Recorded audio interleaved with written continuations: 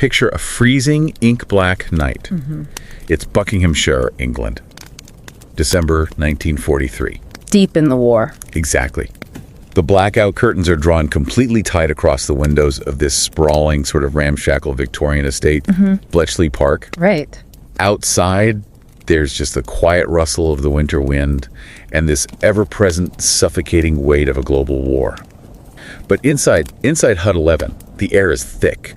It smells like ozone. Ozone and hot metal. Yeah, hot metal, and you can hear the frantic, exhausted breathing of mathematicians, engineers, switchboard operators. They're all gathered around something completely unprecedented. Something that didn't even really have a name yet. Right, it's this massive machine made of thousands of glowing vacuum tubes, clicking relays, miles of tangled wire. They called it Colossus. Colossus. And it is, even though they don't quite have the vocabulary for it yet, it is the world's first programmable electronic computer. The physical reality of that room is so compelling, but the invisible architecture that actually allowed it to exist, that's what we really need to focus on today. Tell me more about that. Well, Colossus wasn't born because some visionary stood on a brightly lit stage and, unveiled a fully formed future to a cheering crowd. Like we expect technology to arrive today. Exactly. We expect the keynote presentation. But Colossus was born in the shadows. It was born because a highly rigid, highly traditional bureaucracy, the British military and intelligence apparatus, learned how to quietly fund relentless, highly uncertain iterations. Under immense pressure. Crushing pressure, wartime survival, they poured resources into something that had absolutely no guarantee of working, and they hid the expenses. Right. They hid the people. They hid the very concept of the machine itself. And the most staggering part of that historical moment, to me anyway, is just how long that silence actually held. Decades. Decades. Some of the most crucial details of what happened at Bletchley Park, the very mechanics of how they basically birthed the digital age, that remained strictly classified until the mid-1970s. Which means, for 30 years, the world lived in a reality that was entirely transformed by computation, but we were utterly blind to the quiet, secret crucible where it was forged. It's a really sobering reminder. The most transformative technological leaps in human history. They can be financed, constructed, deployed in total secrecy. Total secrecy. They only become visible to the public decades later when historians finally recognize them as the hinges upon which the world turned. It forces a rather haunting consideration for us sitting here today. How so? Well, if the dawn of the digital age was built in the shadows, hidden behind the bureaucratic red tape of a desperate government, what world-altering technologies are being quietly assembled in the shadows today? We have this modern assumption that innovation is loud. We assume it's live-streamed. Promoted on social media. Right. But historical precedent suggests the exact opposite. The modern equivalents of Bletchley Park, they aren't issuing press releases, they're hiding in plain sight. And that twilight world is precisely what we are stepping into right now. A similar, beautifully orchestrated, and entirely quiet revolution is happening at this very moment. It really is. Today, we are tracing the invisible flow of billions of dollars. We're looking at the exact text that exposes this whole phenomenon. The source material for this is just fascinating. It's incredible. The title of our guiding source today is A Quiet Race for Uncertainty. And the subtitle is The Silent Financing of Quantum GCC Hubs in the Global South. It's a masterful piece of corporate archaeology. Truly. And whether or not you subscribe to this channel, please make time to read this article published in the InsiderFinance Wire publication on Medium. The link is waiting for you in the show notes. Please, go read it. You won't look at office buildings the same way again. You really won't. So our goal here is to explore how massive multinational corporations are secretly funding the mind-bending future of quantum computing. And they aren't hiding it in underground military bunkers this time. No bunkers. They are hiding it using sprawling corporate office parks in the global south. Yeah. The modern quantum economy, as this text outlines, it obviously isn't a military war effort, but it shares two foundational features with that old story of Bletchley Park. Break those down for us. First, it's defined by absolute, undeniable uncertainty. We're dealing with physics that defy human intuition. Completely. And second, because of that sheer uncertainty, it's being made real through institutions that possess a deep structural preference for discretion, for quiet routines. Plausible, utterly boring budget category. Exactly. The more boring, the better. But before we get to the financial mechanics of how they're actually doing this, we need to address the philosophical problem at the core of the technology itself. We have to go back to 1927. Late summer. Como, Italy. The Como Conference. Wow. This is where Niels Bohr presents the concept of complementarity. Which is it's a moment that essentially fractures classical physics. It broke reality, basically. Right. Bohr steps up and argues that a physical phenomenon at the quantum level could manifest in mutually exclusive ways, depending entirely on how you choose to observe it. The measurement problem. Yeah, he wasn't just presenting a new mathematical formula.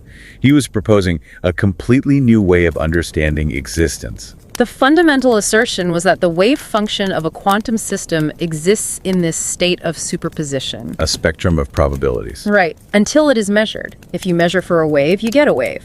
If you measure for a particle, the wave function collapses and you observe a discrete particle. But you cannot observe both simultaneously. No, you can't. Yet you absolutely need both mutually exclusive frameworks to describe the total objective truth of the phenomenon. Which infuriated Einstein. Oh, he hated it. The idea that reality is fundamentally determined by the act of observation. That the universe at its base layer refuses to commit to a single state until forced. It turned quantum mechanics from a toolkit into an existential crisis. An existential crisis about what it means to know anything at all. But what's fascinating here is how the text makes this brilliant, incisive leap. It takes Bohr's complementarity and applies it directly to modern corporate strategy. This was the part that really hooked me. It argues that watching multinational corporations build their quantum computing programs in the global south is like watching wave function collapse in real time. Because these corporate programs insist on existing in a state of superposition. Yes. They are two entirely different, mutually exclusive things at the exact same time, depending entirely on who is doing the measuring. Okay, let's unpack this because I'm going to push back slightly here. That sounds dangerously close to corporate fraud. It does sound like it on the surface. I mean, if a company is telling its physicists one thing and its shareholders another, isn't that just innovation theater? Are they actually pushing the boundaries of physics, or are they just slapping the word quantum on standard data analytics to inflate their budgets? It's a really fair question. But the text argues that this superposition isn't fraud at all. It's a vital survival mechanism. How so? Think about it. If a corporate quantum program only presents itself as an experimental science project, just pure theoretical physics, the corporate organism will kill it. Right, because the timeline to fault-tolerant quantum computing is simply too long. Way too long. A standard, quarterly earnings-driven corporate board cannot stomach a 20-year research timeline with no guaranteed commercial application. The wave function collapses into an unjustifiable expense. And the funding vanishes. Immediately. So they have to disguise it. Yeah. Like an optical illusion. It's the classic duck and rabbit drawing. You look at it one way, it's a duck. You look another way, it's a rabbit. That is the perfect analogy. And they don't just disguise it, they embed it deeply. Because if the program only presents itself as a mundane operational function, just another IT upgrade, it fails to attract the elite, brilliant minds needed to actually advance the physics. You can't recruit a top-tier quantum physicist by telling them they're doing basic database maintenance. Exactly. So it has to exist in this dual state. To the internal scientists, it is the bleeding edge of human capability. To the external auditors, it is routine risk management. Wow. Just as the photon exists in a superposition until measured, these corporate harbs exist in a superposition of R&D and standard operations. Until a finance committee forces them to collapse into a single justifiable line item. Precisely. Which brings us to the actual physical structures where this is happening. Because you can't just put a neon sign on a building in New York or London that says Department of Highly Speculative Quantum Alchemy. Shareholders would completely panic. Sell off immediately. So instead, corporations are using a highly familiar, deeply boring organizational form, the Global Capability Center or the GCC. And we need to be very clear about how these structures have mutated over the years. Yeah, this isn't what people think of when they hear offshoring. Not at all. We aren't talking about the rudimentary offshoring models of the late 90s and early 2000s. We aren't talking about shifting payroll processing or basic customer service to a lower cost geography. The text points to some staggering data from NASSCOM and Zinnov regarding India alone. The numbers are wild. We're looking at an estimated $64.6 billion in revenue generated from these centers, employing over 1.9 million people as of fiscal year 2024. And the projections expect up to 2,200 centers by 2030, pulling in over $99 billion. That scale It completely turns the concept of a GCC from a simple subsidiary into the foundation of an entire national labor market. It does, but the scale is actually secondary to the shift in mandate. The data shows that over 50% of these centers are no longer handling back-office drudgery. They're driving transformation initiatives. Yes. They've evolved into value creation hubs doing deep engineering and core product development. And this evolution, this is the exact organizational precondition required for quantum computing. Because quantum work hasn't settled into stable product lines yet. You can't just hand a quantum algorithm to a traditional IT maintenance team and say, keep this running. Exactly. It requires researchers and engineers capable of navigating the bleeding edge of science. Imagine being an employee in one of those 1,700 centers today. You aren't just doing back office work. You are part of a massive hidden laboratory for the future. By elevating the GCC from a cost center to a value creation hub, global corporations inadvertently created the perfect incubator. They built massive, highly capable engineering ecosystems, accustomed to solving really complex problems far, far away from the impatient, prying eyes of central headquarters. But how do you pay for a massive quantum laboratory when the technology doesn't fully exist yet? You hide it in the budget. Right. And here's where it gets really interesting. There is a strange irony in the CFO's dilemma here. The CFO is in an impossible position. They're essentially being asked to fund a century-defining leap in human capability, but they have to justify it using the vocabulary of a quarterly earnings report. The text lays out the numbers, and they are the source of massive corporate anxiety right now. IDC forecasts that worldwide customer spending on quantum computing is going to jump from $1.1 billion in 2022 to $7.6 billion in 2027. That is a viciously steep growth curve. It is a curve that terrifies executives because missing it implies total obsolescence. But the end state, what that $7.6 billion is actually buying in the near term, remains incredibly hazy. And then you look further out. The text cites the Boston Consulting Group, which models quantum computing creating up to $850 billion of economic value by 2040. That $850 billion number functions as both a promise and a permission. Explain that. It promises market dominance, giving executives the permission they need to spend money today. But there is a massive, terrifying chasm between the $7.6 billion being spent by 2027 and the $850 billion of value arriving in 2040. The gap is where the CFO loses sleep. It's the CFO's dilemma. And this is exactly why the Capability Center in the Global South is the ultimate financial camouflage. Because the GCC allows a corporation to finance readiness without committing to a single, easily falsifiable forecast. Right. Quantum computing inside these corporations rarely announces itself as quantum.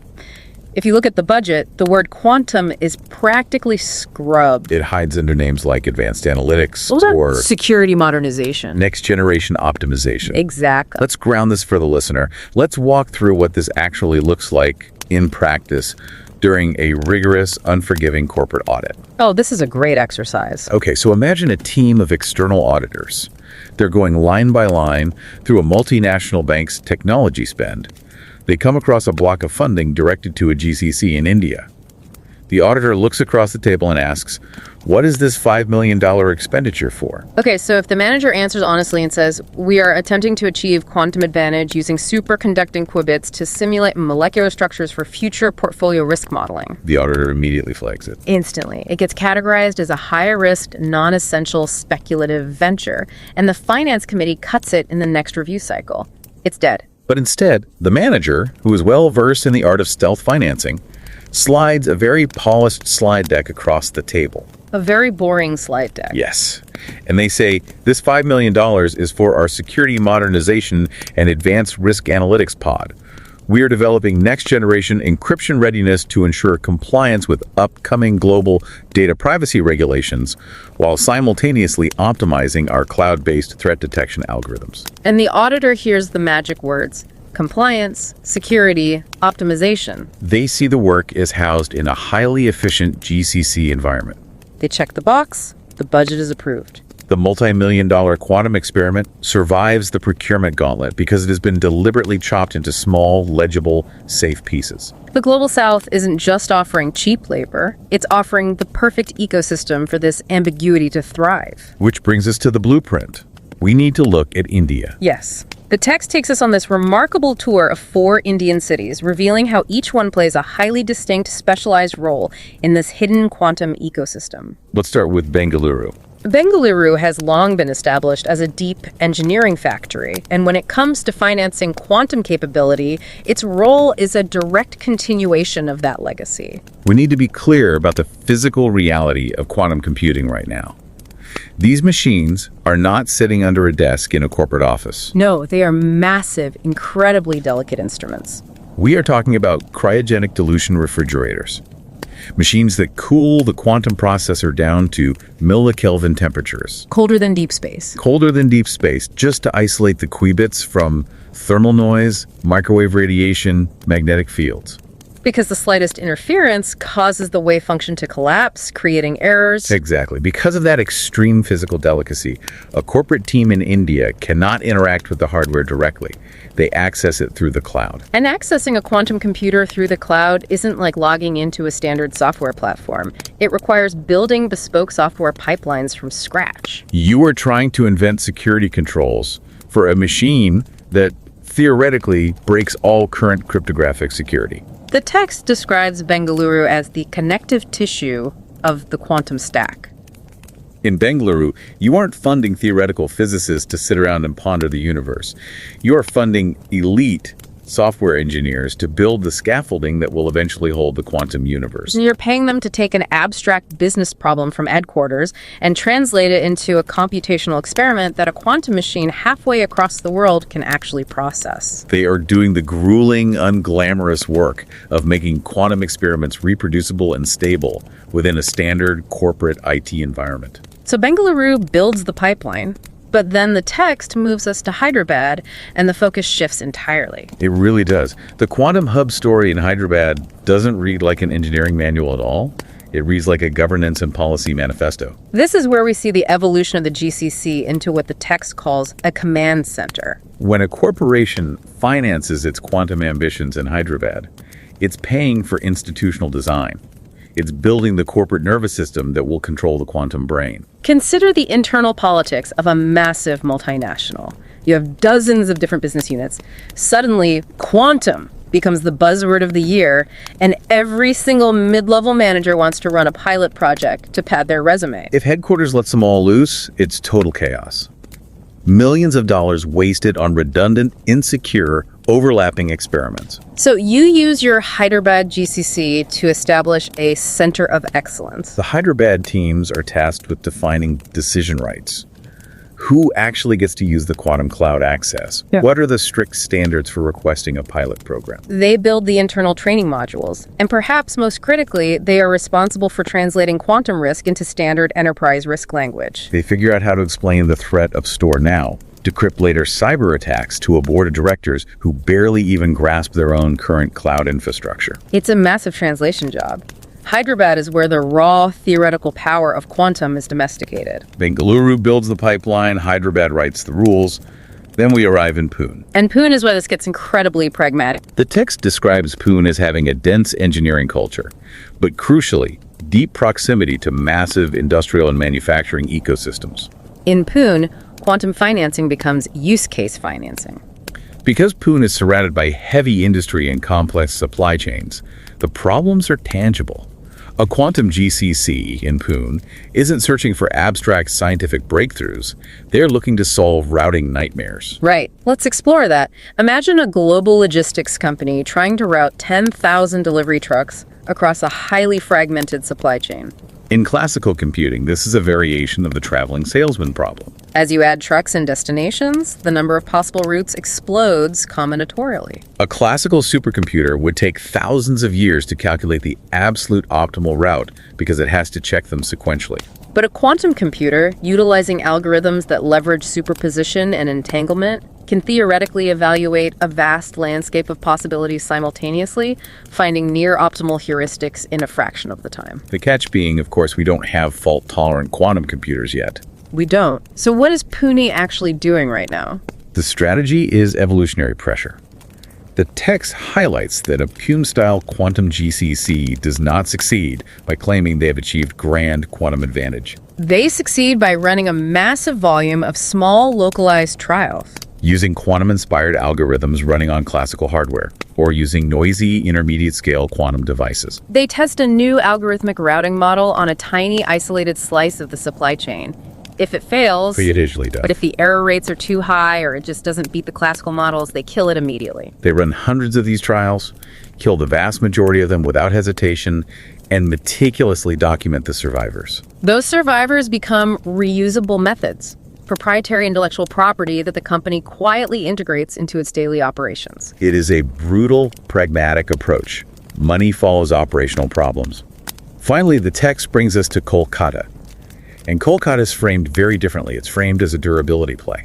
The data shows that while Tier I cities like Bengaluru lead the way, new cities are emerging because corporations are fundamentally terrified of geopolitical shocks and labor market volatility.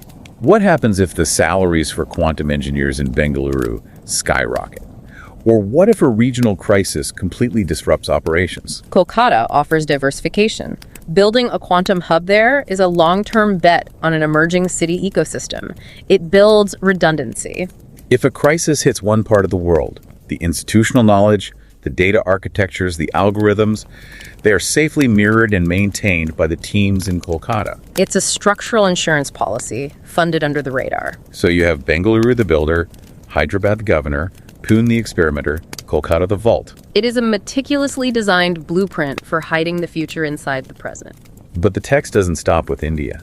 It shows how this model is being exported and adapted across the entire global south. And it's fascinating how the strategy mutates depending on the specific region. Let's look at Southeast Asia. The financing language shifts toward the regional hub. In Southeast Asia, a GCC is a complex coordination node. It's straddling multiple distinct markets, diverse languages, fragmented regulatory regimes across countries like Singapore, Malaysia, Vietnam, Indonesia. The strategy here isn't to build a monolithic factory like they do in India. The financing starts with modest, highly specialized teams focused heavily on vendor partnerships. They are essentially sifting through the noise, figuring out which quantum hardware startups out there actually have a viable product and which are just selling venture-backed vaporware. And their strongest play, as the text notes, is interoperability. They aren't trying to outspend the US or Europe on raw physics research. They are building teams that deliver quantum readiness as a service. They build shared tools, shared training platforms, allowing the enterprise to deploy quantum capabilities across vastly different ASEAN markets while keeping costs really tightly controlled. Now compare that collaborative, almost defensive survival strategy to what we see happening in the Middle East. Oh, it's night and day. The text paints a picture of a region where the approach is radically different. In the Middle East, quantum hub financing is heavily top-down, aggressively isolated, and intensely narrative-driven. Which aligns perfectly with the political economy of the region. For the host nations, these hubs serve massive state-sponsored national ambitions. We're talking digital infrastructure, national security, the grand transition away from a petrodollar economy. The corporate financing in the Middle East is often tightly coupled with public sector signaling. The government co-invests, or they provide massive incentives to build these hubs. This accelerates the flow of capital dramatically, but it fundamentally alters the nature of the work. When the state is watching and co-funding, you cannot quietly run failed experiments in the dark like they do in Pune. You have to deliver visible, tangible outcomes. The text notes a massive concentration on quantum security readiness, tailored specifically for large-scale national infrastructure. If you can prove that your corporate quantum algorithm can secure a national power grid against next-generation cyber threats, you justify the entire existence of the hub to the state apparatus. The stakes are incredibly high. Moving to Africa, the existential challenge shifts yet again. The core issue driving the financing isn't managing state narratives. It is simply sustaining the capability. How do you keep a highly advanced technical team alive long enough for the technology to mature? The text describes the GCC in Africa as an institutional container. Think about the talent pools in Lagos or Nairobi. You have brilliant software engineers, but the local domestic market might not yet demand dedicated quantum architecture. The constant danger is brain drain. These engineers leaving for Europe or North America. The GCC acts as a walled garden. It anchors employment, it provides rigorous training, and it enforces strict delivery discipline inside a stable global operating model. If you are an engineer in Nairobi, your business case leans entirely on your participation in global projects. You are solving problems for headquarters in Paris or Tokyo, earning a competitive wage but remaining firmly anchored in the local ecosystem. And the work is almost entirely focused on software, algorithm prototyping, quantum-safe security planning. They are intentionally avoiding the hardware side, which requires massive, specialized physical infrastructure that is notoriously difficult to maintain in regions with developing power grids. The institutional container keeps the talent engaged, just waiting for the global demand to explode. Finally, we must examine South America. The dynamic here is shaped by one overwhelming macroeconomic reality. Profound volatility. Quantum GCC financing in South America is deeply tied to massive banks, global commodity firms, and large industrial groups. Those are the only entities with the actual financial gravity to justify long-horizon analytic spending, while the local economy might be suffering from extreme inflation, currency devaluation, or political upheaval. Let's consider a specific scenario the text alludes to. A global commodity firm based in Brazil is trying to model the pricing of agricultural futures using quantum simulations. Suddenly, a massive currency crisis hits. In a standard corporate structure, the board's immediate instinct is to slash R&D. Every speculative initiative is reset to zero to protect the core business. But the GCC model prevents that. The text offers a profound concept here. The center becomes the memory of the program. Because the GCC is integrated into a global operating model, its funding is often diversified across the multinational's global footprint. It acts as a bulwark against local macroeconomic storms. It remembers the algorithms, it protects the data architectures, and it keeps the flame alive until the crisis passes. If we synthesize this, the deep engineering of India, the agile hubs of Southeast Asia, the state-aligned projects of the Middle East, the talent anchors in Africa, and the institutional memories in South America, a singular truth emerges. Quantum computing is funded as readiness, and the GCCs are funded as resilience. Readiness and resilience. They form this invisible, quiet channel, allowing massive, risk-averse organizations to construct the competence of tomorrow, using the vocabulary and the budgets of today. If we connect this to the bigger picture, this brings us back to the structural nature of the technology itself. To understand the financing, you must understand that quantum is not a conventional software platform. It is not an app on your phone. It defies the standard financial model of the big build followed by the quick harvest. Standard software has a linear, relatively fast return on investment. You spend $50 million over 2 years to build a database system, and then you harvest the profits for a decade with minimal maintenance costs. Quantum computing, as the text beautifully describes it, is a long negotiation. A long negotiation between highly abstract theoretical physics and the brutal realities of material engineering. It is the agonizing difficulty of error correction.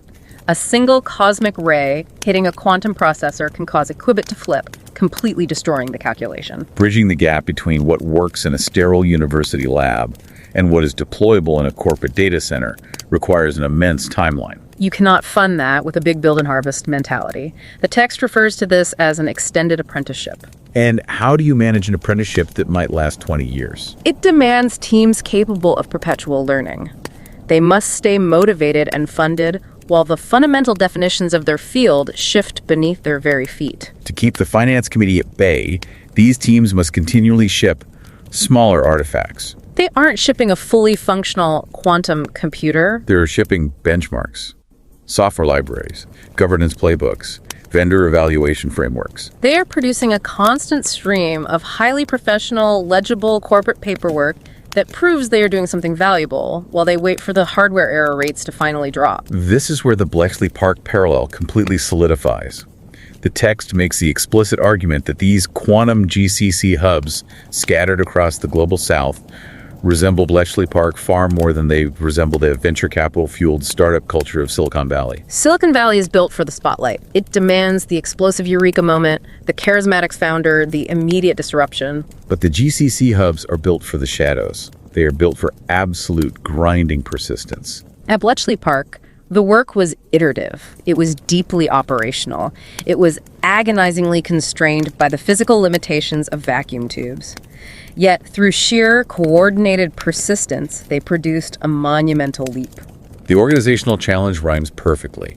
How do you keep a fragile, highly speculative technical program alive long enough for it to become robust? How do you invest in the future without overcommitting in the present?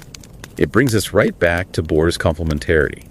The text brings it back to the forefront as a stark warning for anyone trying to understand this global phenomenon. Bohr insisted that the same phenomenon demands incompatible descriptions, and insisting on only one framework leaves you fundamentally wrong about reality. The financing of quantum GCCs is a duality. If you look at these hubs, what are they really? They are a talent strategy capturing brilliant minds in emerging markets, but they are also a risk management strategy, protecting the corporation from future disruption.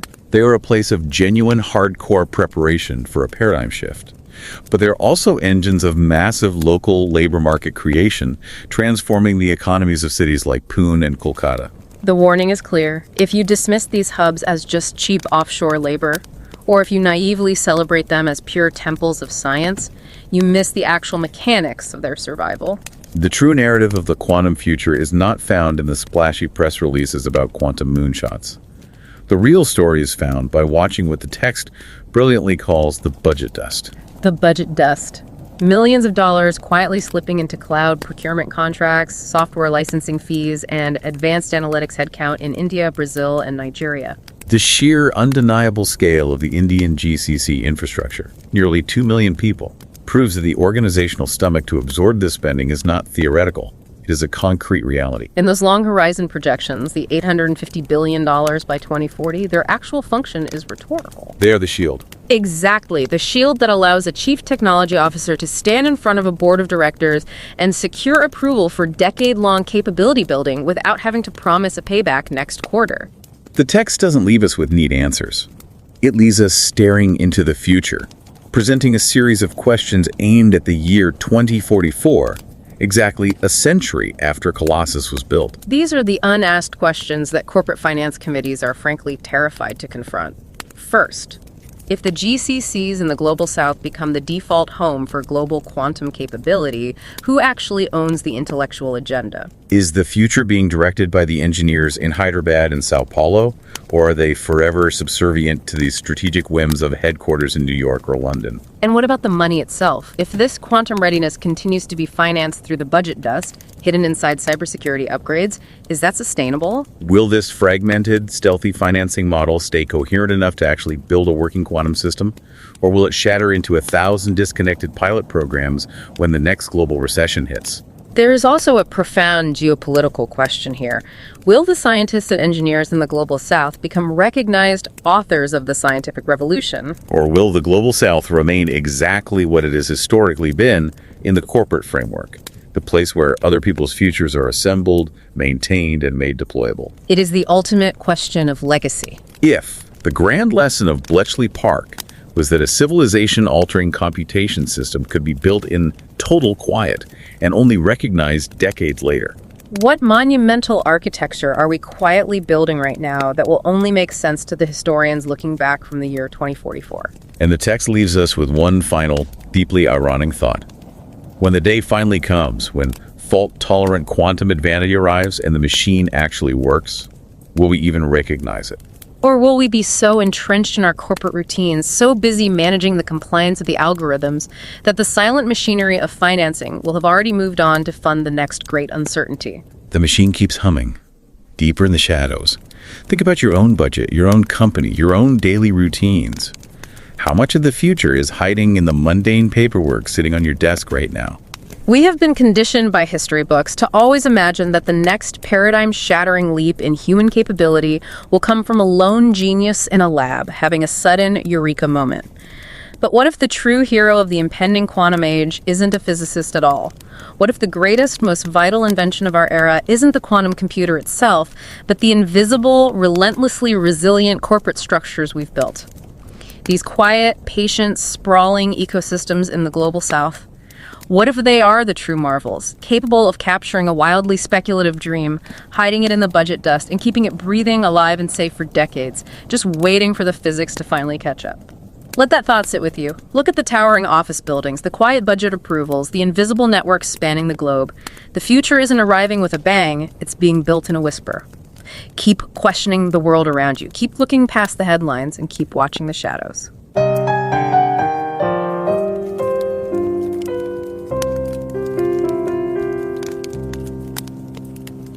1943 সালের শেষের দিকের কথা।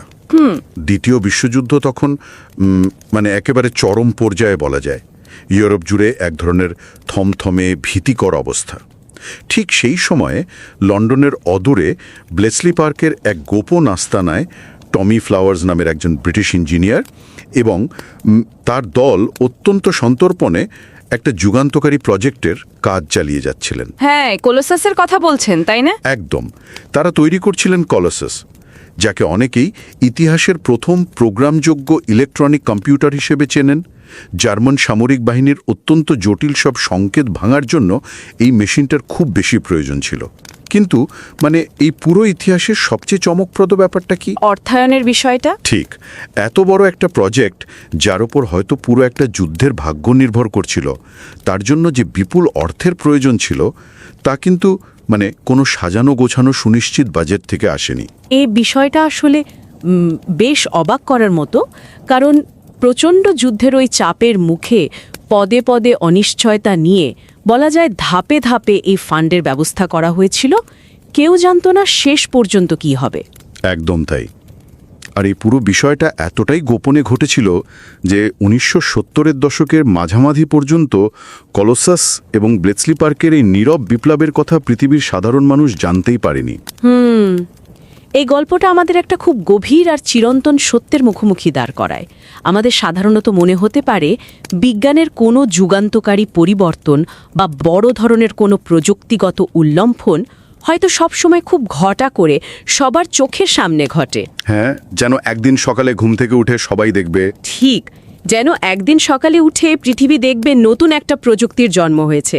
কিন্তু ব্লেসলি পার্কের এই ইতিহাস প্রমাণ করে যে রূপান্তরণমূলক প্রযুক্তি নির্মাণ এবং তার জন্য প্রয়োজনীয় অর্থায়ন অনেক সময় ঘটে অত্যন্ত নীরবে, নেপথ্যে। এমন সব প্রাতিষ্ঠানিক কাঠামোর ভেতরে এই কাজগুলো দিনের পর দিন চলতে থাকে, যা হয়তো ইতিহাস তৈরি হয়ে যাওয়ার কয়েক দশক পর গিয়ে স্বীকৃতি পায়। আর ঠিক এই কারণেই ব্লেসলি পার্কের সেই দশকের পুরনো গল্পটা আজও আমাদের জন্য এত প্রাসঙ্গিক।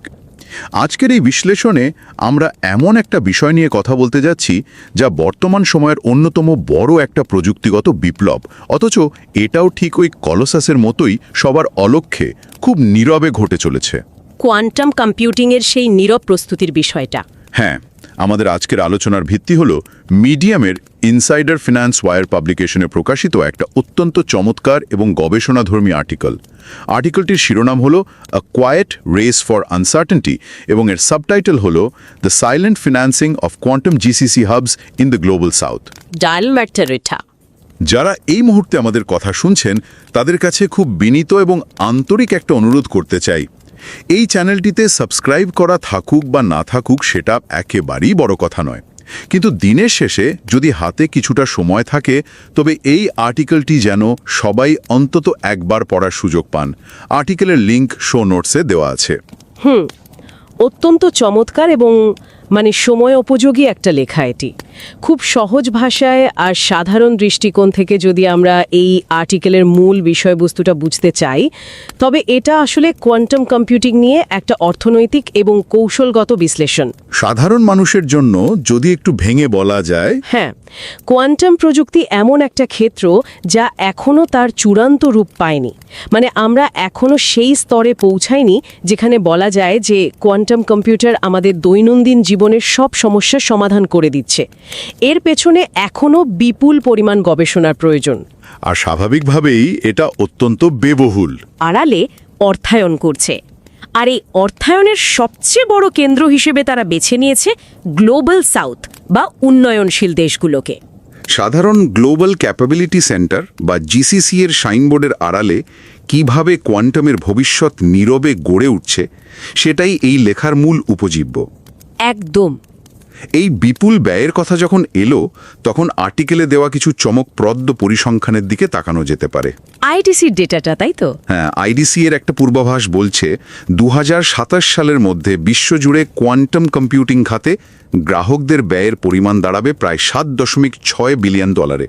আবার একটু দূরের ভবিষ্যতের দিকে যদি তাকাই, বস্টন কনসাল্টিং গ্রুপ বা বিসিজির মতে 2040 সাল নাগাদ এই কোয়ান্টাম প্রযুক্তি প্রায় $850 বিলিয়ন বিশাল এক অর্থনৈতিক মান বা ভ্যালু তৈরি করতে চলেছে।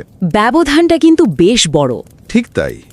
একদিকে কয়েক বিলিয়নের খরচ, অন্যদিকে কয়েকশো বিলিয়নের হাতছানি। ঠিক এই জায়গাটিতেই শুরু হয় সিএফওস ডিলেমা বা একজন চিফ ফিনান্সিয়াল অফিসারের মানসিক দ্বিধা। ধরুন কোনো একটা বিশাল কর্পোরেট কোম্পানির সিএফওর কথা যদি ভাবা হয়, সামনের 2027 সালের $7.6 বিলিয়ন নিশ্চিত খরচের ধাক্কা দাঁড়িয়ে আছে, অথচ 2040 সালের $850 বিলিয়ন বিশাল প্রতিশ্রুতির কোনো নিশ্চয়তা নেই। এটা অনেকটা দামি লটারির টিকিট কেনার মতো। একদম নিখুঁত তুলনা। এটা যেন অত্যন্ত দামি একটা লটারির টিকিট কেনা, যার ড্র অনুষ্ঠিত হবে আজ থেকে 15 বছর পর। কর্পোরেট বোর্ডগুলো সাধারণত এমন কোনো প্রজেক্টে বিশাল বাজেট অনুমোদন করতে চায় না যার ভবিষ্যৎ এখনও পুরোপুরি পরিষ্কার নয়, বা যেখান থেকে আগামী 3 মাসের মধ্যেই লাভ আসার কোনো সম্ভাবনা নেই। হ্যাঁ, কিন্তু একই সাথে ভবিষ্যৎ প্রযুক্তির দৌড়ে পিছিয়ে পড়ার ঝুঁকিটাও তারা নিতে পারে না। কারণ কোয়ান্টাম অ্যাডভান্টেজ, মানে যেদিন কোয়ান্টাম কম্পিউটার আমাদের সাধারণ সুপার কম্পিউটারগুলোকে পুরোপুরি পেছনে ফেলে দেবে, সেদিন যদি কোম্পানিটা প্রস্তুত না থাকে তবে তারা বাজার থেকেই ছিটকে পড়বে। তাহলে এই উভয় সংকটের সমাধানটা কি? এখানেই সেই গ্লোবাল ক্যাপাবিলিটি সেন্টার বা জিসিসি এর কৌশলটা চমৎকারভাবে কাজে লাগানো হচ্ছে বলে আর্টিকেলটা দাবি করছে। ঠিক কিভাবে কাজ করছে এটা? মানে প্রতিষ্ঠানগুলো সরাসরি কোয়ান্টাম প্রজেক্ট নামে কোনো বিশাল বাজেটের প্রস্তাব বোর্ডে তুলছেই না। এর বদলে তারা এই কাজগুলোকে ছোট ছোট সহজে অনুমোদনযোগ্য বাজেটে ভাগ করে নিচ্ছে। অডিট বা হিসাব নিকাশের খাতায় এই প্রজেক্টগুলোর নাম দেওয়া হচ্ছে অ্যাডভান্সড অ্যানালিটিক্স, সিকিউরিটি মডার্নাইজেশন বা প্ল্যাটফর্ম ইঞ্জিনিয়ারিং। আচ্ছা, এই নামগুলো শুনলে বোর্ডের কাছে খুব পরিচিত এবং নিরাপদ মনে হয়। এটাকে আমরা এক ধরনের কর্পোরেট ক্যামোফ্লেজ বা কর্পোরেট ট্রোজান হর্স বলতে পারি। বোর্ড মিটিংয়ে যদি বলা হয় আমরা কোয়ান্টাম কম্পিউটার বানাবো, কেউ হয়তো টাকা দেবে না। কিন্তু যদি বলা হয় আগামী 5 বছরের জন্য আমরা আমাদের সাইবার সিকিউরিটি মডার্নাইজ করব, সবাই সাথে সাথে রাজি হয়ে যাবে। খুব সত্যি কথা। এভাবেই সাধারণ বাজেটের মোড়কে কোয়ান্টামের গবেষণা নীরবে এগিয়ে যাচ্ছে।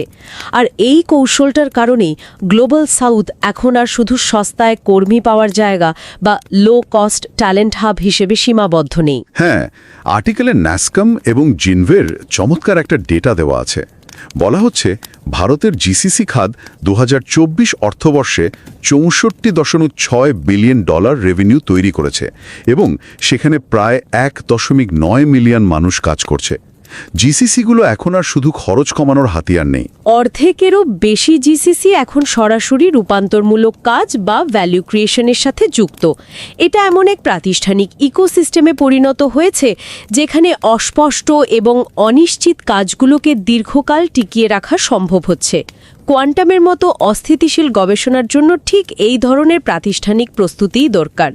ভারতের কথা যখন উঠল, তখন আর্টিকেলে উল্লেখিত ভারতের 4টে শহরের ব্লুপ্রিন্ট নিয়ে একটু গভীরভাবে আলোচনা করা যাক। এই 4টে শহর বেঙ্গালুরু, হায়দ্রাবাদ, পুনে এবং কলকাতা একে অপরের চেয়ে সম্পূর্ণ ভিন্ন কৌশল নিয়ে কোয়ান্টাম ভবিষ্যৎ তৈরি করছে। এক একটা শহরের স্ট্র্যাটেজি এক এক রকম। শুরুতেই যদি বেঙ্গালুরুর কথায় আসি, বেঙ্গালুরুকে বলা হচ্ছে কোয়ান্টাম প্রযুক্তির কানেকটিভ টিস্যু বা সংযোগকারী মাধ্যম। বেঙ্গালুরুর দীর্ঘদিনের পরিচিতি হলো এটা একটা deep engineering factory. Quantum computing তো আর সাধারণ ডেস্কটপে বা ল্যাপটপে চলবে না, তাই না? এর জন্য প্রয়োজন অত্যন্ত শক্তিশালী ক্লাউড সার্ভিস, সফটওয়্যার পাইপলাইন এবং ডেভেলপারদের উপযোগী স্পেশালাইজড টুলস। বেঙ্গালুরু ঠিক এই কাজটাই করছে। মানে তাত্ত্বিক বিষয়গুলোকে বাস্তবে রূপ দিচ্ছে। একদম। তারা কোয়ান্টামের জটিল বিষয়গুলোকে ব্যবসার উপযোগী করার জন্য প্রুফ অফ কনসেপ্ট ফ্রেমওয়ার্ক তৈরি করছে। সোজা কথায় কোয়ান্টাম এক্সপেরিমেন্টগুলো যাতে গবেষণাগার থেকে বেরিয়ে এসে বারবার সফলভাবে কর্পোরেট জগতেও করা যায়, তার ভিত্তি গড়ে দিচ্ছে বেঙ্গালুরু। বেঙ্গালুরুর এই সফটওয়্যার আর ক্লাউডের বিষয়টা নয় খুব সহজেই বোঝা গেল, কিন্তু এরপর আর্টিকেলে হায়দ্রাবাদের যে কৌশলটার কথা বলা হয়েছে তাকে বলা হচ্ছে গভর্নেন্স স্টোরি। কোয়ান্টামের মতো একটা সাইফাই বা অত্যাধুনিক প্রযুক্তির সাথে এই কর্পোরেট নিয়মকানুন বা গভর্নেন্সের সম্পর্ক কি?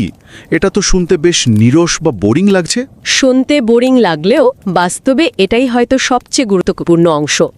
কারণ হায়দ্রাবাদের জিসিসিগুলো এখন নিজেদেরকে শুধু কস্ট সেন্টার না ভেবে কমান্ড সেন্টার হিসেবে প্রতিষ্ঠা করছে। কমান্ড সেন্টার মানে নিয়ন্ত্রণের জায়গা থেকে? হ্যাঁ, একটু ভেবে দেখা যেতে পারে কোয়ান্টাম প্রযুক্তি যখন ব্যাপকভাবে ব্যবহার শুরু হবে তখন বড় বড় প্রতিষ্ঠানগুলোতে এর নিরাপত্তা ঝুঁকি কতটা বেড়ে যাবে, প্রাতিষ্ঠানিক সিদ্ধান্ত নেওয়ার ক্ষমতা এবং ঝুঁকি ব্যবস্থাপনার মতো বিষয়গুলো তখন অত্যন্ত জরুরি হয়ে পড়বে। বিজনেস ইউনিটগুলো কিভাবে কোয়ান্টাম পাইলট প্রজেক্টের জন্য আবেদন করবে কিংবা এন্টারপ্রাইজ রিস্কের ভাষায় কোয়ান্টাম সিকিউরিটিকে কিভাবে সংজ্ঞায়িত করা হবে, এই নিয়মকানুনগুলোই এখানে তৈরি হচ্ছে। তার মানে প্রযুক্তিটা যখন সবার হাতে পৌঁছাবে তখন সেটা যেন নিয়ন্ত্রণের বাইরে চলে না যায়, সেই আইনি ও কাঠামোগত ভিত্তিটা হায়দ্রাবাদ তৈরি করছে। একদম নিখুঁত বলেছেন। দারুণ একটা পয়েন্ট। অন্যদিকে পুনে শহরটা আবার সম্পূর্ণ ভিন্ন এক রাস্তায় হাঁটছে। আর্টিকেলে পুনের কৌশলকে বলা হয়েছে ইউজ কেস ফিন্যান্সিং। পুনে এমনিতেই একটা বড় ইন্ডাস্ট্রিয়াল এবং আইটি সার্ভিস ইকোসিস্টেমের কেন্দ্র, কিন্তু সেখানে কোয়ান্টামকে কিভাবে বাস্তব জীবনের সমস্যার সাথে জুড়ে দেওয়া হচ্ছে। পুনের বিষয়টা খুব মজার। তারা কোয়ান্টামকে ল্যাবরেটরির তাত্ত্বিক জায়গায় আটকে রাখছে না। ধরুন একটা গ্লোবাল লজিস্টিক্স কোম্পানি দিনে lakh lakh delivery route maintain করে। সাধারণ কম্পিউটারে এই রুটগুলো অপটিমাইজ করতে অনেক সময় লাগে। সেখানে কোয়ান্টাম ব্যবহার করা হচ্ছে। পুনেতে হয়তো ঠিক এই সমস্যা সমাধানের জন্য ছোট ছোট ট্রায়াল বা পরীক্ষামূলক প্রজেক্ট চালানো হচ্ছে। সাপ্লাই চেইন কিভাবে আরও দ্রুত করা যায়, লজিস্টিক্সের রুট কিভাবে সবচেয়ে কম সময় নির্ধারণ করা যায়, এগুলোই সেখানকার মূল ফোকাস। তাদের লক্ষ্য রাতারাতি কোয়ান্টাম অ্যাডভান্টেজ প্রমাণ করা নয়, বরং অসংখ্য ছোট ছোট পরীক্ষা চালানো। যেগুলো সফল হবে সেগুলো রেখে দেওয়া হবে। ঠিক, যে মডেলগুলো কাজে আসবে না সেগুলোকে বাতিল করা, আর যেগুলো সফল হবে সেগুলোকে ভবিষ্যতের জন্য অ্যালগোরিদম হিসেবে সংরক্ষণ করা। আর চতুর্থ শহরটি হলো কলকাতা। আর্টিকেলে এই শহরটির কথা দেখে আমি একটু অবাকই হয়েছি। সাধারণত জিসিসি ম্যাপে প্রথম সারির শহরগুলোর মধ্যে এটা হয়তো সবার আগে মাথায় আসে না, কিন্তু এখানে যে কৌশলটা নেওয়া হচ্ছে তাকে বলা হচ্ছে ডিউরেবিলিটি প্লে। এর মানে কি দাঁড়াচ্ছে? এর পেছনের কারণটা কিন্তু খুব গভীর এবং যৌক্তিক। আজকের বিশ্বে ভূ রাজনৈতিক অস্থিরতা, মহামারী বা শ্রমবাজারের ধাক্কা যে কোনো সময় কর্পোরেট কাঠামোকে নাড়িয়ে দিতে পারে। কলকাতার ক্ষেত্রে কোয়ান্টাম হাবের অর্থায়নটা আসলে মেধার বহুমুখীকরণ বা ট্যালেন্ট ডাইভার্সিফিকেশনের একটা কৌশল। মানে ঝুঁকি কমানোর একটা চেষ্টা। হ্যাঁ, টায়ার 1 শহরগুলোতে খরচ অনেক বেশি এবং সেখানে কর্মীদের চাকরির হাত বদলের হার বা অ্যাট্রিশন রেট অনেক চড়া। সেখানে কলকাতায় কম খরচে সক্ষমতা তৈরি করাটা আসলে দীর্ঘমেয়াদে টিকে থাকার একটা প্রতিরক্ষামূলক ব্যবস্থা। একে এক ধরনের রিডান্ডেন্সি বা বিকল্প প্রস্তুতি তৈরি বলা যেতে পারে, যাতে কোনো কারণে মূল কেন্দ্রগুলোতে কাজ ব্যাহত হলেও গবেষণা একেবারে থেমে না যায়।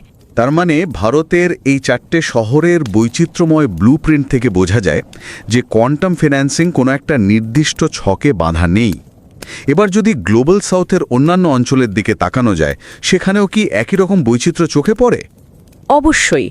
অন্যান্য অঞ্চলগুলোর ভিন্ন ধর্মী কৌশল আরও বেশি ভাবনার খোরাক যোগায়। যেমন ধরুন, দক্ষিণ পূর্ব এশিয়ার কথায় যদি আসি, তারা মূলত রিজিয়নাল হাব বা আঞ্চলিক কেন্দ্র হিসেবে কাজ করছে। এই অঞ্চলে ভাষা, বাজার এবং নীতিমালার অনেক ভিন্নতা রয়েছে। তাই তার একটা ব্রিজের মতো কাজ করছে। একদম। এখানকার জিসিসিগুলো শুধু পশ্চিমা হেডকোয়ার্টারের একটা সম্প্রসারিত অংশ নয়, বরং তারা বিভিন্ন বাজারের মধ্যে সমন্বয় সাধনকারী একটা নোড বা কেন্দ্র হিসেবে কাজ করে। এরা বিশাল অঙ্কের টাকা খরচ করার চেয়ে ব্যাংকিং, লজিস্টিক্স এবং টেলিকম খাতের জন্য ছোট ছোট বিশেষজ্ঞ দল তৈরি করছে। কিন্তু মধ্যপ্রাচ্যের চিত্রটা তো এর চেয়ে অনেকটাই আলাদা হওয়ার কথা, তাই না? সেখানে তো অর্থনৈতিক কাঠামো সম্পূর্ণ ভিন্ন। না করলে বোঝা যায় তেলের পাইপলাইন, এনার্জি গ্রিড বা বিশাল বড় ডিজিটাল ইনফ্রাস্ট্রাকচারগুলো যদি ভবিষ্যতের কোয়ান্টাম হ্যাকারদের কবলে পড়ে, তবে কি ভয়াবহ অবস্থা হতে পারে। এই সিস্টেমগুলোর নিরাপত্তা নিশ্চিত করার ক্ষেত্রে কোয়ান্টাম সিকিউরিটি খুবই জরুরি। আর যেহেতু এই খাতগুলোতে সরকারের উচ্চ পর্যায়ের মনোযোগ থাকে এবং বাজেট আগে থেকেই বরাদ্দ থাকে, তাই কর্পোরেট প্রতিষ্ঠানগুলো সহজেই সেই কাঠামোর সাথে নিজেদের কোয়ান্টাম গবেষণাকে যুক্ত করে নিতে পারে। আচ্ছা, আফ্রিকার ক্ষেত্রে চ্যালেঞ্জটা নিশ্চয়ই আরও ভিন্ন। সেখানে তো এই ধরনের বিশাল বাজেট বা অবকাঠামোর অভাব রয়েছে। হ্যাঁ, আফ্রিকাতে সবচেয়ে বড় সংগ্রাম হলো এই সক্ষমতাটিকে টিকিয়ে রাখা। সেখানে হার্ডওয়্যার নিয়ে বড় বড় পরীক্ষা নিরীক্ষা করার চেয়ে সফটওয়্যার, অ্যালগোরিদম, প্রোটোটাইপিং এবং কোয়ান্টাম সেফ সিকিউরিটি প্ল্যানিংয়ের দিকে বেশি মনোযোগ দেয়া হচ্ছে। মানে টিকে থাকার লড়াইটা সেখানে মুখ্য। বিলিয়ন ডলারের ল্যাব তৈরি করার চেয়ে বৈশ্বিক প্রজেক্টের সাথে যুক্ত থাকাই তাদের মূল লক্ষ্য।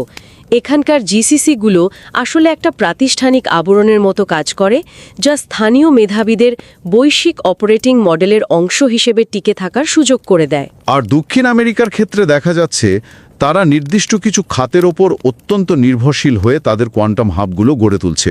মূলত ব্যাংক বা কমোডিটি ফার্মগুলো এখানে নেতৃত্ব দিচ্ছে কেন?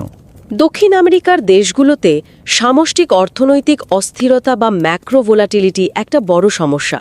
মুদ্রাস্ফীতি বা রাজনৈতিক পালাবদলের কারণে এই ঘন ঘন অর্থনৈতিক পরিবর্তনের মাঝে দীর্ঘমেয়াদী গবেষণার বাজেট ধরে রাখা খুব কঠিন। তাই তারা নির্দিষ্ট খাতের উপর নির্ভর করছে। ঠিক, ওই নির্দিষ্ট খাতগুলো কোয়ান্টামকে ঝুঁকি বিশ্লেষণ, প্রাইসিং এবং পোর্টফোলিও অপটিমাইজেশনের হাতিয়ার হিসেবে ব্যবহার করছে। অর্থনীতি যতই ওঠানামা করুক না কেন, এখানকার জিসিসিগুলো অনেকটা প্রোগ্রামের স্মৃতি বা মেমোরি হিসেবে কাজ করে, যাতে অর্থনীতির পট পরিবর্তনের সাথে সাথে কোয়ান্টামের উদ্যোগগুলো হঠাৎ করে হারিয়ে না যায়। এই পুরো দৃশ্যপটটা সত্যি অসাধারণ। গ্লোবাল সাউথের এই বৈচিত্র্যময় অঞ্চলগুলোর দিকে তাকালে একটা বিষয় খুব স্পষ্ট হয়ে ওঠে, প্রত্যেকেই নিজেদের মতো করে প্রস্তুতি নিচ্ছে। আর এই জটিল বিষয়টিকে আর্টিকেলে একটা চমৎকার দার্শনিক ধারণার সাথে যুক্ত করা হয়েছে। নিলস বোরের তত্ত্বটা। হ্যাঁ, 1927 সালে সলভে কনফারেন্সে বিখ্যাত বিজ্ঞানী নিলস বোর কমপ্লিমেন্টারিটি বা পরিপূরকতা তত্ত্ব নিয়ে একটা যুগান্তকারী ধারণা দিয়েছিলেন। তার মতে কোনো একটা বিষয় বা ফিজিক্যাল ফেনোমেনন কিভাবে পর্যবেক্ষণ করা হচ্ছে তার উপর ভিত্তি করে দুটো সম্পূর্ণ ভিন্ন, এমনকি পরস্পর বিরোধী বৈশিষ্ট্য দেখাতে পারে। আচ্ছা, ফিজিক্সের এই পুরনো থিওরি হঠাৎ এই ফাইন্যান্সের আর্টিকেলে কেন এলো? এটাই এই আর্টিকেলের সবচেয়ে বুদ্ধিবৃত্তিক জায়গা। নিলস বোরের এই কোয়ান্টাম মেকানিক্সের দার্শনিক দিকটা আজকের এই কোয়ান্টাম জিসিসি ফিন্যান্সিংয়ের সাথে অবিশ্বাস্যভাবে মিলে যায়। ধরুন একটা জিসিসিকে যদি আমরা একদিক থেকে পর্যবেক্ষণ করি, তাহলে দেখব এটা একটা ট্যালেন্ট স্ট্র্যাটেজি বা মেধা অন্বেষণের কৌশল। আর অন্য দিক থেকে দেখলে, অন্য দৃষ্টিকোণ থেকে দেখলে এটা রিস্ক ম্যানেজমেন্ট বা ঝুঁকি ব্যবস্থাপনার অংশ। এটা একই সাথে উদ্ভাবনের এক ধরনের প্রদর্শন, আমার সত্যিকারের ভবিষ্যতের প্রস্তুতিও বটে। আমরা যদি এই হাবগুলোকে শুধুমাত্র একটা নির্দিষ্ট পরিচয়ে বাঁধতে চাই, যেমন এটা শুধু সস্তায় কাজ করানোর জায়গা বা এটা শুধু একটা গবেষণাগার, তাহলে আমরা এদের টিকে থাকার আসল রহস্যটাই বুঝতে ব্যর্থ হব। মানে সত্যকে পুরোপুরি বুঝতে হলে ওই দুটো ভিন্ন চিত্রকেই মেনে নিতে হবে। ঠিক যেমন তার নিলস বোর বলেছিলেন। তার মানে ব্যাপারটা সেই সিলিকন ভ্যালির স্টার্টআপ কালচারের মতো নয়, যেখানে রাতারাতি বিশাল কোনো প্রোডাক্ট লঞ্চ করে পৃথিবী চমকে দেওয়ার একটা প্রবণতা থাকে। বরং এখানে ব্লেচলি পার্কের সেই রেফারেন্সটা আবার ফিরে আসে। এই হাবগুলো দীর্ঘমেয়াদী অধ্যবসায়, গোপনীয়তা এবং সীমাবদ্ধতার মধ্যে থেকে নীরবে কাজ করে যাচ্ছে। একদম ঠিক। ব্লেচলি পার্কে যেমন প্রতিনিয়ত ছোট ছোট পরীক্ষা করে ব্যর্থ হয়ে আবার নতুন করে চেষ্টা করে কাজ এগিয়ে নেওয়া হয়েছিল, গ্লোবাল সাউথের কোয়ান্টাম হাবগুলোতেও ঠিক তাই ঘটছে। বড় কোনো চূড়ান্ত পণ্যের জন্য অপেক্ষা না করে তারা benchmark, internal library, governance playbook বা ট্রেনিং মডিউলের মতো ছোট ছোট কিন্তু অত্যন্ত গুরুত্বপূর্ণ ভিত্তি তৈরি করছে। এটা একটা ম্যারাথন, কোনো স্প্রিন্ট নয়। এই এত সব নিঃশব্দ প্রস্তুতি আর গভীর অর্থায়নের জাল যখন বিশ্বজুড়ে বিছানো হচ্ছে, তখন স্বাভাবিকভাবেই ভবিষ্যতের দিকে তাকিয়ে কিছু গভীর প্রশ্ন জাগে। এই জিসিসিগুলো কি আসলেই আগামী দিনের প্রযুক্তির নিয়ন্ত্রণ নিজেদের হাতে নিতে পারবে? আর্টিকেলের শেষের দিকে ঠিক এই জায়গাটিতেই 2044 সালের প্রেক্ষাপটে এমন কিছু প্রশ্নের কথা তুলে ধরা হয়েছে, যা সাধারণত কর্পোরেট ফিন্যান্স কমিটিগুলোর রুদ্ধদ্বার বৈঠকে কেউ প্রকাশ্যে জিজ্ঞেস করে না। একটু শান্তভাবে যদি আমরা চিন্তা করি, এই জিসিসিগুলো যদি সত্যি কোয়ান্টাম প্রযুক্তির মূল শক্তিকেন্দ্র হয়ে ওঠে, তবে এর আসল ইন্টেলেকচুয়াল প্রপার্টি বা মেধার সত্ত্ব কার হাতে থাকবে? ওই পশ্চিমের হেডকোয়ার্টারগুলোর হাতে, নাকি গ্লোবাল সাউথের এই কেন্দ্রগুলোর হাতে? এটা সত্যি ভাবনার বিষয়। আরেকটি ভাবনার বিষয় হল, কোয়ান্টামের অর্থায়ন যদি চিরকাল সাইবার সিকিউরিটি বা অ্যাডভান্সড অ্যানালিটিক্সের মতো অন্য কোনো বাজেটের আড়ালে চলতে থাকে, তবে এটা কি শেষ পর্যন্ত একটা সুসংগঠিত রূপ পাবে, নাকি অসংখ্য বিচ্ছিন্ন ছোট ছোট প্রজেক্টে খণ্ডিত হয়ে যাবে? সবচেয়ে বড় প্রশ্ন হল, গ্লোবাল সাউথের এই মেধাবীরা কি আসলেই আগামী দিনের নতুন বিজ্ঞানের রচয়িতা বা প্রকৃত উদ্ভাবক হতে পারবেন, নাকি তারা শুধু পশ্চিমা বিশ্বের তৈরি করা ভবিষ্যতের নকশাকে বাস্তবায়নের কারিগর হয়ে থেকে যাবেন? এই প্রশ্নগুলো সত্যি ভাবনার জগতে এক নতুন দুয়ার খুলে দেয়। ব্লেচলি পার্ক আমাদের শিখিয়েছে যে যুগান্তকারী কোনো প্রযুক্তির বিকাশ অত্যন্ত নীরবে হতে পারে এবং বিশ্ব হয়তো অনেক দশক পর গিয়ে তার আসল রূপটা চিনতে পারে। গ্লোবাল সাউথের এই নিঃশব্দ হাবগুলো হয়তো আমাদের অগোচরেই সেই ভবিষ্যতের ভিত গড়ে তুলছে। আজকের এই আলোচনাটা শেষ করার আগে আর্টিকেলের একেবারে শেষ অংশে উল্লেখিত একটা অত্যন্ত রহস্যময় এবং প্রশান্তিদায়ক চিন্তার কথা আমি বাতাসে ভাসিয়ে দিতে চাই। একটু ভেবে দেখা যেতে পারে, যখন সত্যিই একদিন কোয়ান্টাম কম্পিউটিং তার চূড়ান্ত সাফল্য অর্জন করবে, যখন এই বহুল প্রতীক্ষিত কোয়ান্টাম অ্যাডভান্টেজ আমাদের দোরগোড়ায় এসে দাঁড়াবে, পৃথিবী কি সাথে সাথে সেটা বুঝতে পারবে? হয়তো না। সংবাদ মাধ্যমে কি বড় বড় অক্ষরে লেখা হবে যে আমরা নতুন যুগে প্রবেশ করেছি, নাকি মানুষ তখনও এর ব্যাখ্যা, এর অধিকার আর প্রয়োগ নিয়ে নিজেদের মধ্যে তর্ক করতে থাকবে? আর ঠিক ততক্ষণে এই নিঃশব্দ অর্থায়নের নীরব চাকাটি হয়তো সম্পূর্ণ নতুন এবং অজানা অন্য কোনো প্রযুক্তির দিকে নীরবে সরে যাবে, ঠিক যেমনটি আজকে ঘটছে। এই অজানা ভবিষ্যতের ভাবনাটা নিয়েই আজ আমরা বিদায় নিচ্ছি। সবাই নিরাপদ থাকবেন এবং চারপাশের এই নীরব পরিবর্তনগুলোর দিকে খেয়াল রাখবেন। আগামীতে আবার কথা হবে নতুন কোনো ভাবনার জগৎ নিয়ে।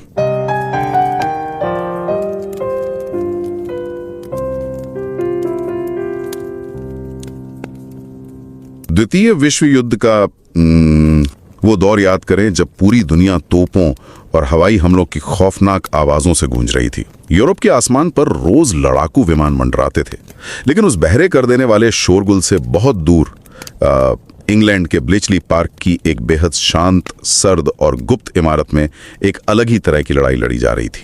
एक ऐसी लड़ाई जिसमें हथियार, कोई बारूद या बंदूकें नहीं थीं, बल्कि गणित और तार थे। बिल्कुल।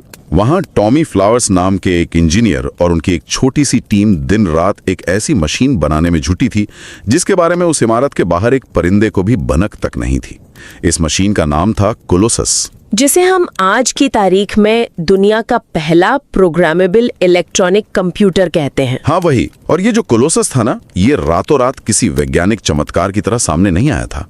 युद्ध की भयानक अनिश्चितता और एक बेहद सख्त सरकारी नौकरशाही के बीच ये मशीन लगातार किए गए उन छोटे छोटे प्रयोगों का नतीजा थी, जिन्हें बहुत ही खामोशी से छुप छुप कर फंडिंग मिल रही थी। मतलब अधिकारियों को कागजों पर बताया कुछ और जाता था और अंदर लैब में काम कुछ और ही होता था। सही कहा। और इस पूरी कहानी का सबसे दिलचस्प हिस्सा ये है कि कोलोसस का काम और इसकी कामयाबी 1970s के दशक तक पूरी दुनिया से एक बहुत गहरा राज बनाकर रखी गई। करीब 30 सालों तक दुनिया को पता ही नहीं था कि भविष्य को बदलने वाली नींव कब की रखी जा चुकी है। ये ऐतिहासिक कहानी हमें एक बहुत ही खूबसूरत और गहरी बात याद दिलाती है कि कभी-कभी दुनिया को हमेशा के लिए बदल देने वाली तकनीक को बहुत ही खामोशी से, बिना किसी शोर शराबे के फंड किया जा सकता है। और इतिहास के पन्नों में उसे बहुत बाद में जाकर उसकी असली पहचान मिलती है। अब आप सोच रहे होंगे कि हम आज द्वितीय विश्व युद्ध की बात क्यों कर रहे हैं, तो सच बताऊं, आज के इस आधुनिक तकनीकी दौर में भी बिल्कुल ऐसा ही कुछ हो रहा है। अगर ध्यान से देखा जाए तो इतिहास खुद को दोहरा रहा है। बस इस बार मोर्चे अलग हैं, हथियार बदल गए हैं और सरकार की जगह बड़ी बहुराष्ट्रीय कंपनियों ने ले ली है। आज की ब्लेचली पार्क जैसी खामोश इमारतें दुनिया के उन कोनों में बन रही हैं जहां किसी का ध्यान भी नहीं जाता। और इसी खामोश लेकिन विशाल क्रांति को समझने के लिए आज हम जिस बेहद अहम विषय पर चर्चा कर रहे हैं, उसका आधार एक बहुत ही शानदार लेख है। इस लेख का शीर्षक है a quiet race for uncertainty और इसका उपशीर्षक है the silent financing of quantum GCC hubs in the global south. ये सच में एक ऐसा लेख है जो तकनीक और फाइनेंस के एक बहुत बड़े भ्रम को तोड़ता है। बिल्कुल। और हमारे सुनने वालों से एक छोटी सी गुजारिश है, भले ही इस चैनल को सब्सक्राइब करें या ना करें, लेकिन अपने व्यस्त दिन में से थोड़ा सा समय निकालकर मीडियम प्लेटफॉर्म पर इनसाइडर फाइनेंस वायर पब्लिकेशन में छपे इस लेख को जरूर पढ़ें। इस लेख का लिंक शो नोट्स में दिया गया है। आज की इस चर्चा का मुख्य उद्देश्य बस ये समझना है कि कैसे दुनिया की सबसे बड़ी और ताकतवर कंपनियां अपने एक बेहद अनिश्चित भविष्य को दुनिया की नजरों से बचाकर ग्लोबल साउथ में स्थित ग्लोबल कैपेबिलिटी सेंटर्स यानी जीसीसी के जरिए कितनी खामोशी से फंड कर रही हैं। लेकिन इस पूरी पहेली को सुलझाने से पहले मुझे लगता है ये बहुत जरूरी है कि हम उन दो मुख्य शब्दों को डिकोड करें जिन पर ये पूरी कहानी टिकी है। पहला है क्वांटम कंप्यूटिंग और दूसरा है जीसीसी।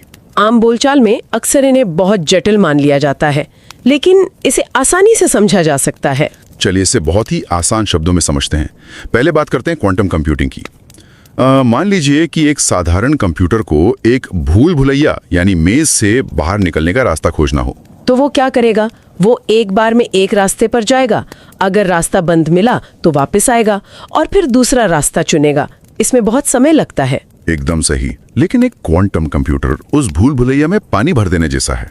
पानी एक ही समय में हर रास्ते हर कोने में पहुंच जाता है और तुरंत बाहर निकलने का रास्ता खोज लेता है। ये तकनीक दवाओं की खोज, मौसम की सटीक भविष्यवाणी या जटिल आर्थिक मॉडल्स को कुछ ही सेकंड में सुलझा सकती है। वो काम जिनमें किसी भी साधारण सुपर कंप्यूटर को भी हजारों साल लग सकते हैं। और सबसे बड़ी बात ये अब किसी हॉलीवुड की साइंस फिक्शन फिल्म का हिस्सा नहीं है, ये असल में बन रही हैं। हाँ, और दूसरा शब्द है जीसीसी यानी ग्लोबल कैपेबिलिटी सेंटर्स। 90 के दशक में या 2000 के शुरुआती दौर में जब कोई विदेशी कंपनी भारत या किसी और विकासशील देश में अपना ऑफिस खोलती थी तो उसका मकसद सिर्फ कस्टमर केयर के फोन उठाना या डेटा एंट्री करना होता था, जिसे हम आमतौर पर बीपीओ या कॉल सेंटर कह देते थे। बिल्कुल। लेकिन आज के जीसीसी बिल्कुल अलग है। ये दुनिया की सबसे बड़ी कंपनियों के दिमाग बन चुके हैं। आज इन सेंटर्स में दुनिया के सबसे बेहतरीन इंजीनियर बैठकर हवाई जहाज के इंजन डिजाइन कर रहे हैं, जीवन रक्षक दवाओं के फॉर्मूले बना रहे हैं और जटिल आर्टिफिशियल इंटेलिजेंस के एल्गोरिथम लिख रहे हैं। तो इस पृष्ठभूमि को समझने के बाद अब हम इस लेख के सबसे चौंकाने वाले हिस्से की तरफ मुड़ते हैं, और वो है पैसा। तकनीक की दुनिया में पानी भरने वाले क्वांटम कंप्यूटर को बनाने के लिए जो पैसा बहाया जा रहा है उसके आंकड़े सच में हैरान करने वाले हैं। इस लेख में आईडीसी के अनुमानों का हवाला दिया गया है, जिसके मुताबिक क्वांटम कंप्यूटिंग पर होने वाला खर्च 2022 के 1.1 बिलियन डॉलर से बढ़कर 2027 तक 7.6 बिलियन डॉलर तक पहुंच जाएगा। महज 5 सालों में 7 गुना की छलांग। हाँ, और तस्वीर यहीं पूरी नहीं होती। बीसीजी का तो यहाँ तक अनुमान है कि 2040 तक ये क्वांटम तकनीक 850 बिलियन डॉलर का एक विशाल आर्थिक मूल्य पैदा करेगी। मतलब ये एक ऐसे बाजार की कीमत तय की जा रही है जो आज की तारीख में पूरी तरह से अस्तित्व में भी नहीं है। इन आंकड़ों को सुनकर किसी को भी लग सकता है कि कंपनियों के भीतर तो जश्न का माहौल होगा कि भाई हम भविष्य बना रहे हैं। लेकिन हकीकत इसके बिल्कुल उलट है। अगर हम इस पूरी परिस्थिति को एक बड़ी कंपनी के चीफ फाइनेंशियल ऑफिसर यानी सीएफओ के नजरिए से देखें तो उनके सामने एक पहाड़ जैसी दुविधा खड़ी है। दुविधा कैसी? मतलब पैसे तो है ना उनके पास निवेश करने के लिए? पैसे हैं, लेकिन कल्पना कीजिए कि एक सीएफओ न्यूयॉर्क के एक शानदार बोर्डरूम में बैठा है। कंपनी के बोर्ड सदस्य उससे अगले 3 महीने या अगले 1 साल के मुनाफे का हिसाब मांग रहे हैं। उस सीएफओ को पता है कि भविष्य क्वांटम में है, लेकिन वो बोर्ड को एक ऐसे समझाए कि आज $50 मिलियन का बजट एक ऐसी तकनीक के लिए पास कर दिया जाए जो शायद 2035 या 2040 में जाकर मुनाफा दे, और जो शायद काम करे या ना भी करे, क्योंकि क्वांटम में अभी अनिश्चितता बहुत है। बिल्कुल। एक पारंपरिक ऑडिट सिस्टम में किसी भी ऐसी चीज पर इतना बड़ा निवेश करना जो भी सिर्फ प्रयोगशाला की टेस्टिंग में है, वो सीधे तौर पर खारिज कर दिया जाता है। ये एक बहुत ही व्यावहारिक समस्या है। अगर कोई सीएफओ बोर्ड से कहेगा कि मुझे एक ऐसी मशीन के लिए करोड़ों डॉलर चाहिए जो अभी ठीक से बनी भी नहीं है, तो जाहिर है उसे दरवाजा दिखा दिया जाएगा। तो फिर सवाल ये उठता है कि अगर बोर्ड इस तरह के बजट को पास नहीं कर रहा है, तो ये जो $7.6 बिलियन की बात हो रही है, ये आ कहां से रहे हैं? ये प्रयोग रुके तो नहीं है। और यहीं पर शुरू होता है कॉर्पोरेट दुनिया का सबसे बड़ा शब्दों का खेल, जिसे ये लेख स्टेल्थ फंडिंग या खामोश फंडिंग कहता है। सीएफओ और बड़े आईटी अधिकारी अब इस तकनीक को सीधे क्वांटम के नाम से फंड ही नहीं कर रहे हैं। वो इस बड़े बजट को छोटे छोटे हिस्सों में तोड़ देते हैं और बजट की फाइलों में इन्हें बहुत ही आम, सुरक्षित और उबाऊ से लगने वाले नाम दे देते हैं, जैसे कि एडवांस्ड एनालिटिक्स को बेहतर बनाना, या फिर security modernisation, machine learning pipeline, या प्लेटफॉर्म इंजीनियरिंग। हाँ, ये ऐसे नाम हैं जिन्हें देखकर कोई भी ऑडिटर या बोर्ड मेंबर बिना ज्यादा सवाल किए फाइल पर दस्तखत कर देता है। जब एक ऑडिटर उन कागजों को देखता है तो उसे लगता है कि कंपनी बस अपने रोजमर्रा के सर्वर और आईटी इंफ्रास्ट्रक्चर को थोड़ा तेज और सुरक्षित बना रही है। किसी को भनक भी नहीं लगती कि हकीकत में वे क्वांटम भविष्य का एक बहुत बड़ा ढांचा तैयार कर रहे हैं। ये तो बिल्कुल वैसा ही हुआ कि कोई इंजीनियर एक अत्याधुनिक सुपरकार का इंजन बना रहा हो, लेकिन कागजों पर उसकी बिलिंग साइकिल के पुर्जों के नाम पर कर रहा हो, ताकि कोई उससे ये ना पूछे कि तुम इतनी महंगी चीज क्यों बना रहे हो। बहुत ही सटीक उदाहरण है ये। और इस प्रक्रिया को गहराई से समझने के लिए इस लेख में महान भौतिक विज्ञानी नील्स बोहर के 1927 के कॉम्प्लीमेंटैरिटी सिद्धांत का बहुत ही शानदार इस्तेमाल किया गया है। हाँ, बोहर का वो सिद्धांत जो कहता है कि क्वांटम भौतिकी में एक ही घटना देखने के नजरिए के आधार पर अलग अलग रूप दिखा सकती है। सही कहा। जैसे कि प्रकाश कभी एक कण यानी पार्टिकल की तरह बर्ताव करता है, तो कभी एक तरंग यानी वेव की तरह। और पूरी सच्चाई को समझने के लिए आपको इन दोनों नजरियों को एक साथ स्वीकार करना होता है। ये तुलना सच में सोचने पर मजबूर कर देती है। यानी आज जो बजट पास हो रहे हैं वो भी उसी प्रकाश की तरह दोहरा बर्ताव कर रहे हैं। अगर एक रिसर्चर या वैज्ञानिक के नजरिए से देखें तो वे करोड़ों डॉलर एक प्रयोगात्मक विज्ञान है, भविष्य की एक बड़ी खोज की नींव है। लेकिन अगर उसी बजट को एक ऑडिटर या फाइनेंस कमेटी की नजर से देखें तो वो महज एक सुरक्षित नियमों का पालन करने वाली कॉर्पोरेट बजट लाइन है। ये दोनों बातें एक ही समय में एक ही कागज पर सच हैं। इस खामोश फंडिंग की रणनीति ने कंपनियों को अनिश्चितता से बचा लिया है। लेकिन एक अहम सवाल ये है कि कागजों पर तो खेल हो गया, पर असल में ये काम दुनिया के किस हिस्से में अंजाम दिया जा रहा है? ये एडवांस्ड एनालिटिक्स के नाम पर चलने वाले क्वांटम प्रयोग हो कहाँ रहे हैं? और इस सवाल का जवाब हमें एक ऐसे डेटा की तरफ ले जाता है जिसने मुझे भी थोड़ा हैरान कर दिया था। बिल्कुल। क्योंकि इस खामोश क्वांटम फंडिंग का मुख्य ऑपरेशनल केंद्र अब कोई पश्चिमी देश नहीं है। बिल्कुल नहीं। ये केंद्र अब ग्लोबल साउथ और विशेष रूप से भारत बन गया है। इस लेख में नैस्कॉम और जिनोव के हालिया डेटा का जिक्र है, जो बताता है कि 2024 में भारतीय जीसीसी ने 64.6 बिलियन डॉलर का विशाल रेवेन्यू जनरेट किया। वाओ। और करीब 1.9 मिलियन लोगों को रोजगार दिया। आज भारत में 1700 से अधिक जीसीसी काम कर रहे हैं। और सबसे बड़ी बात ये, अनुमान लगाया गया है कि 2030 तक इन सेंटर्स की संख्या 2200 हो जाएगी और रेवेन्यू 105 बिलियन डॉलर को पार कर जाएगा। ये कोई छोटा मोटा आउटसोर्सिंग का काम नहीं है, ये एक समानांतर अर्थव्यवस्था बन चुकी है। ये आंकड़े इस बात का पुख्ता सबूत है कि दुनिया की सबसे बड़ी कंपनियों का भारत को देखने का नजरिया पूरी तरह से बदल चुका है। जैसा कि हमने शुरुआत में चर्चा की थी कि एक समय था जब ये सेंटर सिर्फ कॉस्ट सेविंग यानी पैसे बचाने के लिए खोले जाते थे।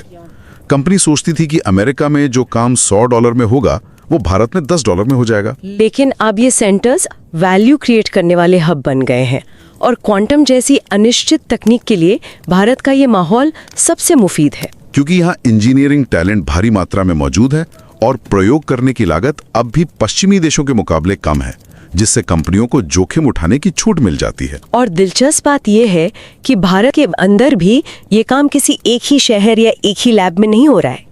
लेख में भारत के 4 प्रमुख शहरों की एक बहुत ही सोची समझी और अलग अलग रणनीति का जिक्र है। हर शहर का अपना एक अलग क्वांटम ब्लूप्रिंट है। अगर हम इस लेख की गहराई में जाएं तो सबसे पहले बात आती है बेंगलुरु की।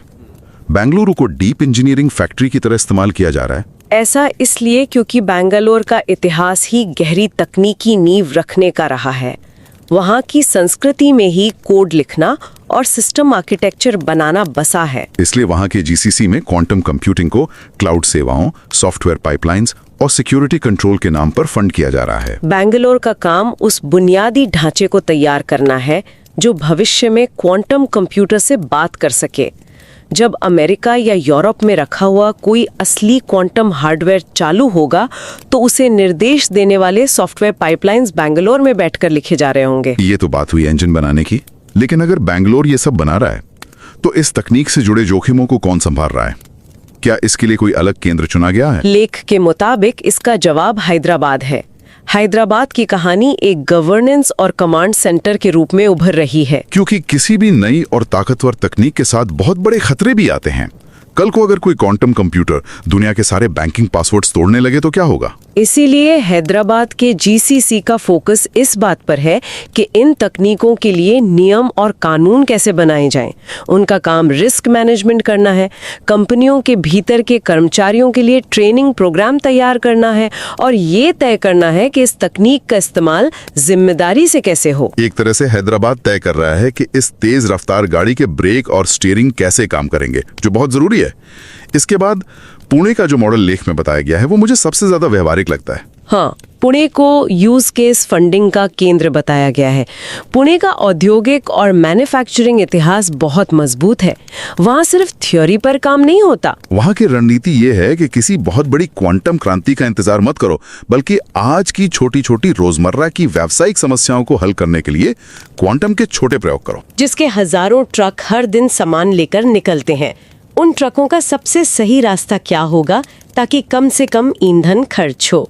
ये एक बहुत ही जटिल गणितीय समस्या है जिसे ऑप्टिमाइजेशन प्रॉब्लम कहते हैं। तो पुणे के जीसीसी में बैठे लोग इस समस्या को सुलझाने के लिए एक छोटा सा क्वांटम एल्गोरिदम बनाते हैं और उसे सप्लाई चेन ऑप्टिमाइजेशन के बजट के तहत फंड करवा लेते हैं। अगर वो प्रयोग फेल हो जाता है तो कंपनी को कोई बड़ा नुकसान नहीं होता, वो बस एक साधारण आईटी खर्च मान लिया जाता है। लेकिन अगर वो सफल हो जाता है तो उस छोटे से प्रयोग को रातों रात पूरे दुनिया में लागू कर दिया जाता है।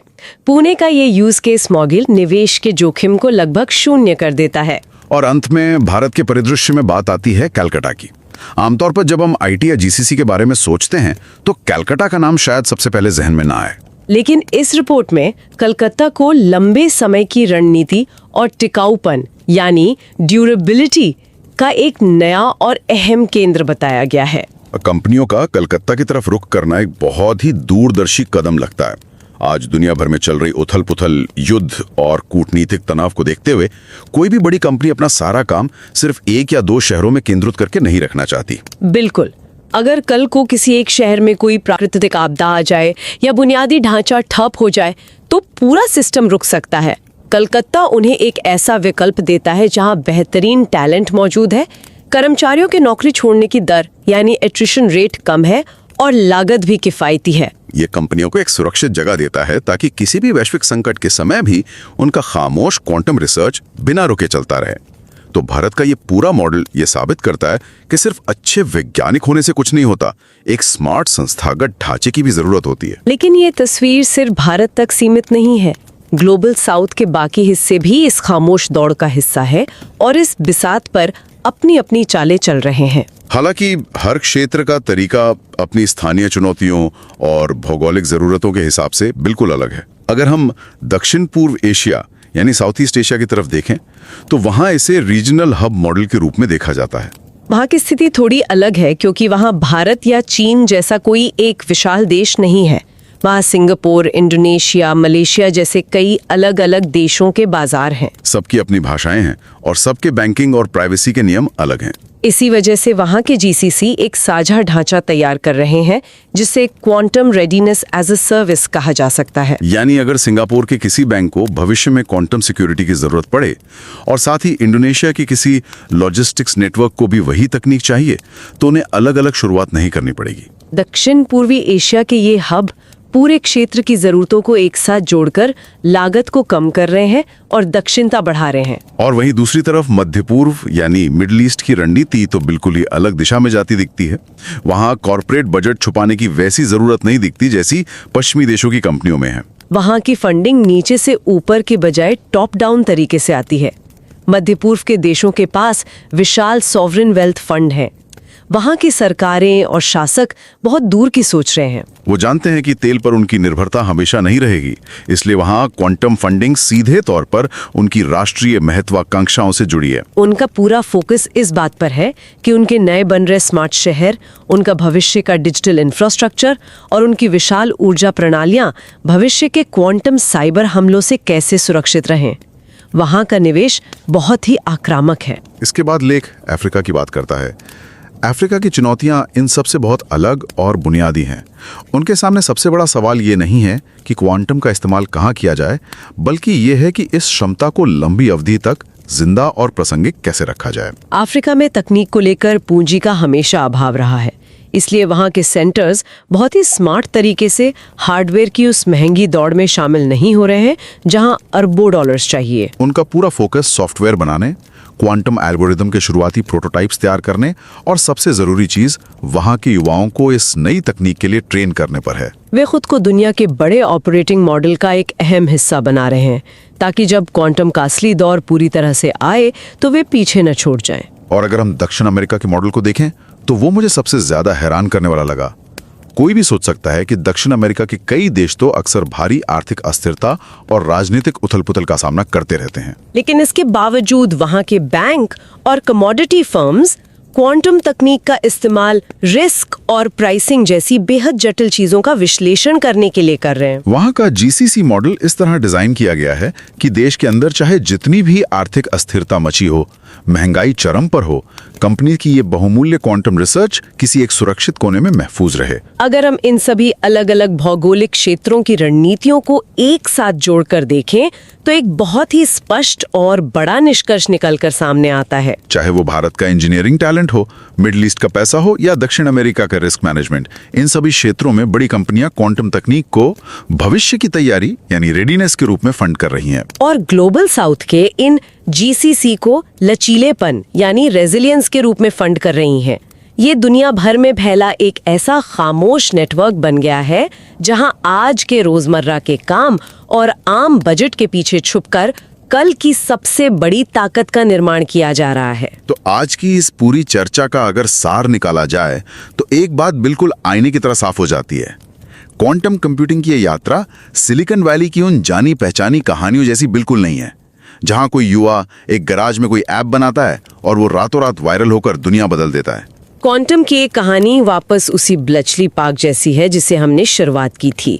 ये खामोशी की, जिद की और लगातार की जाने वाली लंबी मेहनत की कहानी है। ये एक लंबी अप्रेंटिसशिप है जिसमें काम करने वाली टीमों को एक तरफ ऑडिटर्स को खुश रखने के लिए छोटे छोटे नतीजे देने होते हैं और दूसरी तरफ लगातार सीखते रहना होता है, क्योंकि इस तकनीक की कोई अंतिम मंजिल अभी किसी को नहीं पता। इस लंबी और खामोश प्रगति को देखते हुए कुछ ऐसे सवाल हैं जो ग्लोबल फाइनेंस कमेटियों के बंद कमरों में शायद ही कभी जोर से पूछे जाते हैं, और ये सवाल हमें भविष्य की एक अलग ही तस्वीर सोचने पर मजबूर करते हैं। कैसे सवाल? सवाल ये कि अगर ग्लोबल साउथ के देश इन खामोश क्वांटम प्रोग्राम्स का मुख्य संचालन केंद्र बन जाते हैं, अगर सारी कोडिंग यहीं हो रही है, सारे नियम यहीं बन रहे हैं, तो क्या भविष्य में ये देश इस वैज्ञानिक ज्ञान के असली मालिक बन पाएंगे, या फिर ये सिर्फ एक ऐसी जगह बनकर रह जाएंगे जहां हमेशा की तरह दूसरों के भविष्य को तैयार किया जाता है?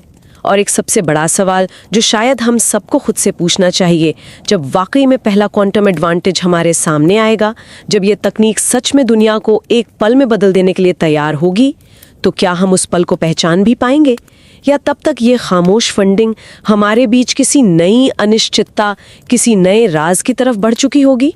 इन्हीं सोचने पर मजबूर करने वाले गहरे सवालों के साथ हम आज की इस चर्चा को यहीं विराम देते हैं। भविष्य की एक ऐसी खामोश आहट है जिसे सुनना और समझना हम सब के लिए बहुत जरूरी है। अपना समय देने के लिए बहुत बहुत शुक्रिया।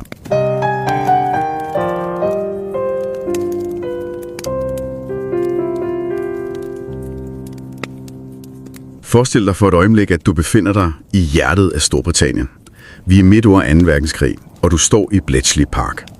Ja, prøv virkelig at lade roen sænke sig lidt og bare lyt efter. Nemlig. For hvis du står der, så kan du nærmest fornemme rummet omkring dig, ikke? Det er fyldt med den her dæmpet, men altså enormt intense summe. En konstant lyd af kodebrydere. Lige præcis. Folk, der arbejder i døgndrift. I overvis har de siddet der, bøjet over papirer, hvor de har forsøgt at forvandle opsnappede, uforståelige, fjendtlige signaler til livsvigtige efterretninger. Men på et tidspunkt når de her papirmetoder jo deres absolute grænse. Mængden af data bliver simpelthen, den bliver for massiv. Og det er lige præcis her, at maskinen træder ind i billedet og ændrer alt.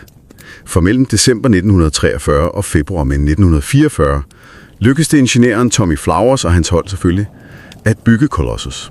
Verdens første programmerbare elektroniske computer. Ja. Og det skete jo ikke bare fordi fremtiden pludselig materialiserede sig ud af den blå luft. Det skete fordi et tungt byråkrati under ekstrem pres lærte, hvordan man finansierer og udvikler revolutionerende teknologi. I det absolutte skjulte. Fuldstændig i det skjulte. Og det er faktisk en utrolig sigende historie at starte med, synes jeg. For det, der er så tankevækkende her, er, at den her monumentale bedrift, som reelt ændrede verdenshistoriens gang, den blev ikke fejret med store overskrifter i aviserne dagen efter. Nej, slet ikke. Faktisk forblev mange af de gennembrud på Bletchley Park dybt klassificerede statshemmeligheder helt frem til midten af 1970'erne. Det er helt vildt at tænke på. Ja. Og det er en enormt kraftfuld påmindelse til os i dag. En påmindelse om, at transformativ teknologi, altså den slags grundlæggende teknologi, der rykker ved selve fundamentet for vores verden, sagtens kan blive finansieret og bygget fuldstændig uden for offentlighedens søgelys. Dem kan leve i skyerne i årevis. Præcis. Og først årtier senere bliver det anerkendt som det her historiske vendepunkt, det i virkeligheden var. Og lige præcis den tanke bringer os faktisk direkte til dig, der sidder og lytter med lige nu. For vi befinder os i et meget lignende, skjult teknologisk vendepunkt i dette øjeblik. Det gør vi. Vi skal nemlig tale om en utrolig fængslende artikel, som bærer titlen A Quiet Race for Uncertainty, og har undertitlen The Silent Financing of Quantum GCC Hubs in the Global South. En virkelig fascinerende tekst. Absolut. Og uanset om du plejer at abonnere på denne her kanal eller ej, så vil jeg virkelig opfordre dig til at tage dig tid til at læse artiklen. Den er udgivet i publikationen InsiderFinance Wire på mediet Medium. Og vi har selvfølgelig gjort det nemt. Ja, vi har lagt et direkte link klar til dig nede i vores show notes, så du kan nemt finde den. Målet med vores samtale i dag, det er egentlig at give dig et klart og roligt overblik over noget, der ellers kan virke meget komplekst. Nemlig. Vi skal simpelthen se på, hvordan verdens absolut største virksomheder lige nu i al hemmelighed pumper milliarder af dollars ind i fremtidens endnu meget usikre kvantecomputere. Og måden, de gør det på, er ganske enkelt fascinerende. Det er det. For de gemmer budgetterne væk i helt almindelige anonyme kontorbygninger, de her såkaldte hubs rundt omkring i det globale syd.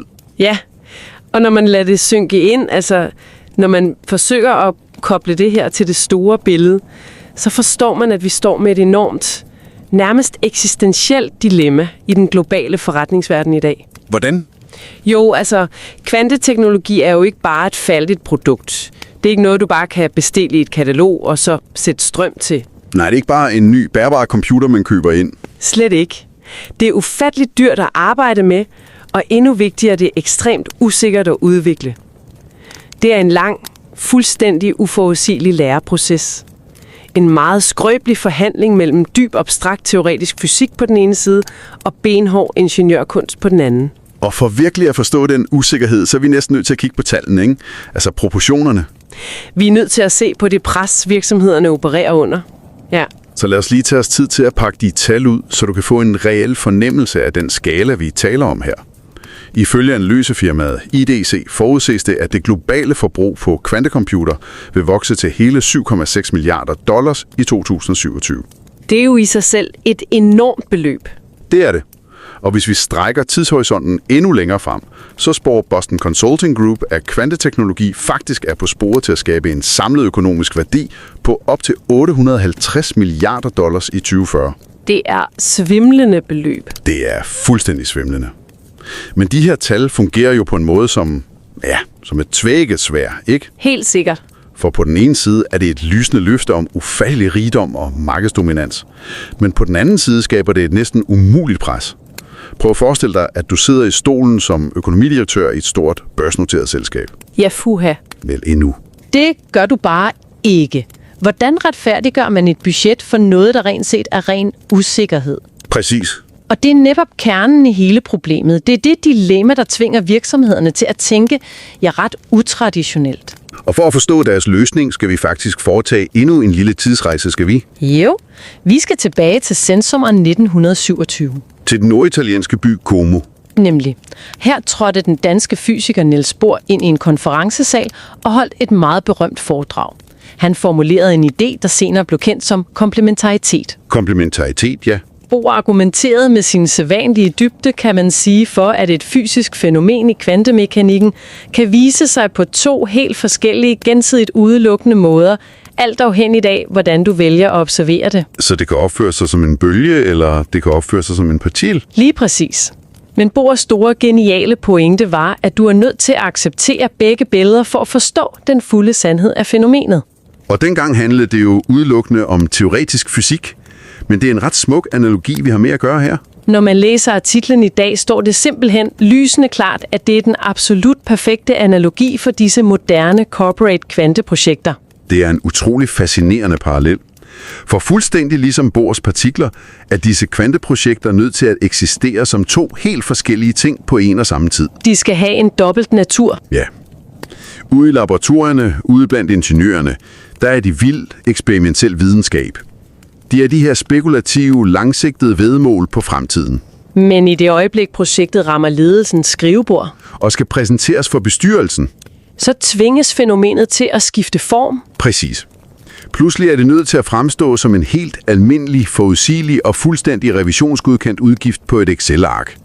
Det er jo et mesterligt, bureaukratisk illusionsnummer, hvor man opererer med en form for dobbeltbogholderi. Ikke dobbelt bogholderi af penge, vil jeg mærke. Men af intentioner. Ja, af intentioner. Det er utrolig velformuleret. Og det udgør det perfekte skalkeskyld for langsigtet forskning.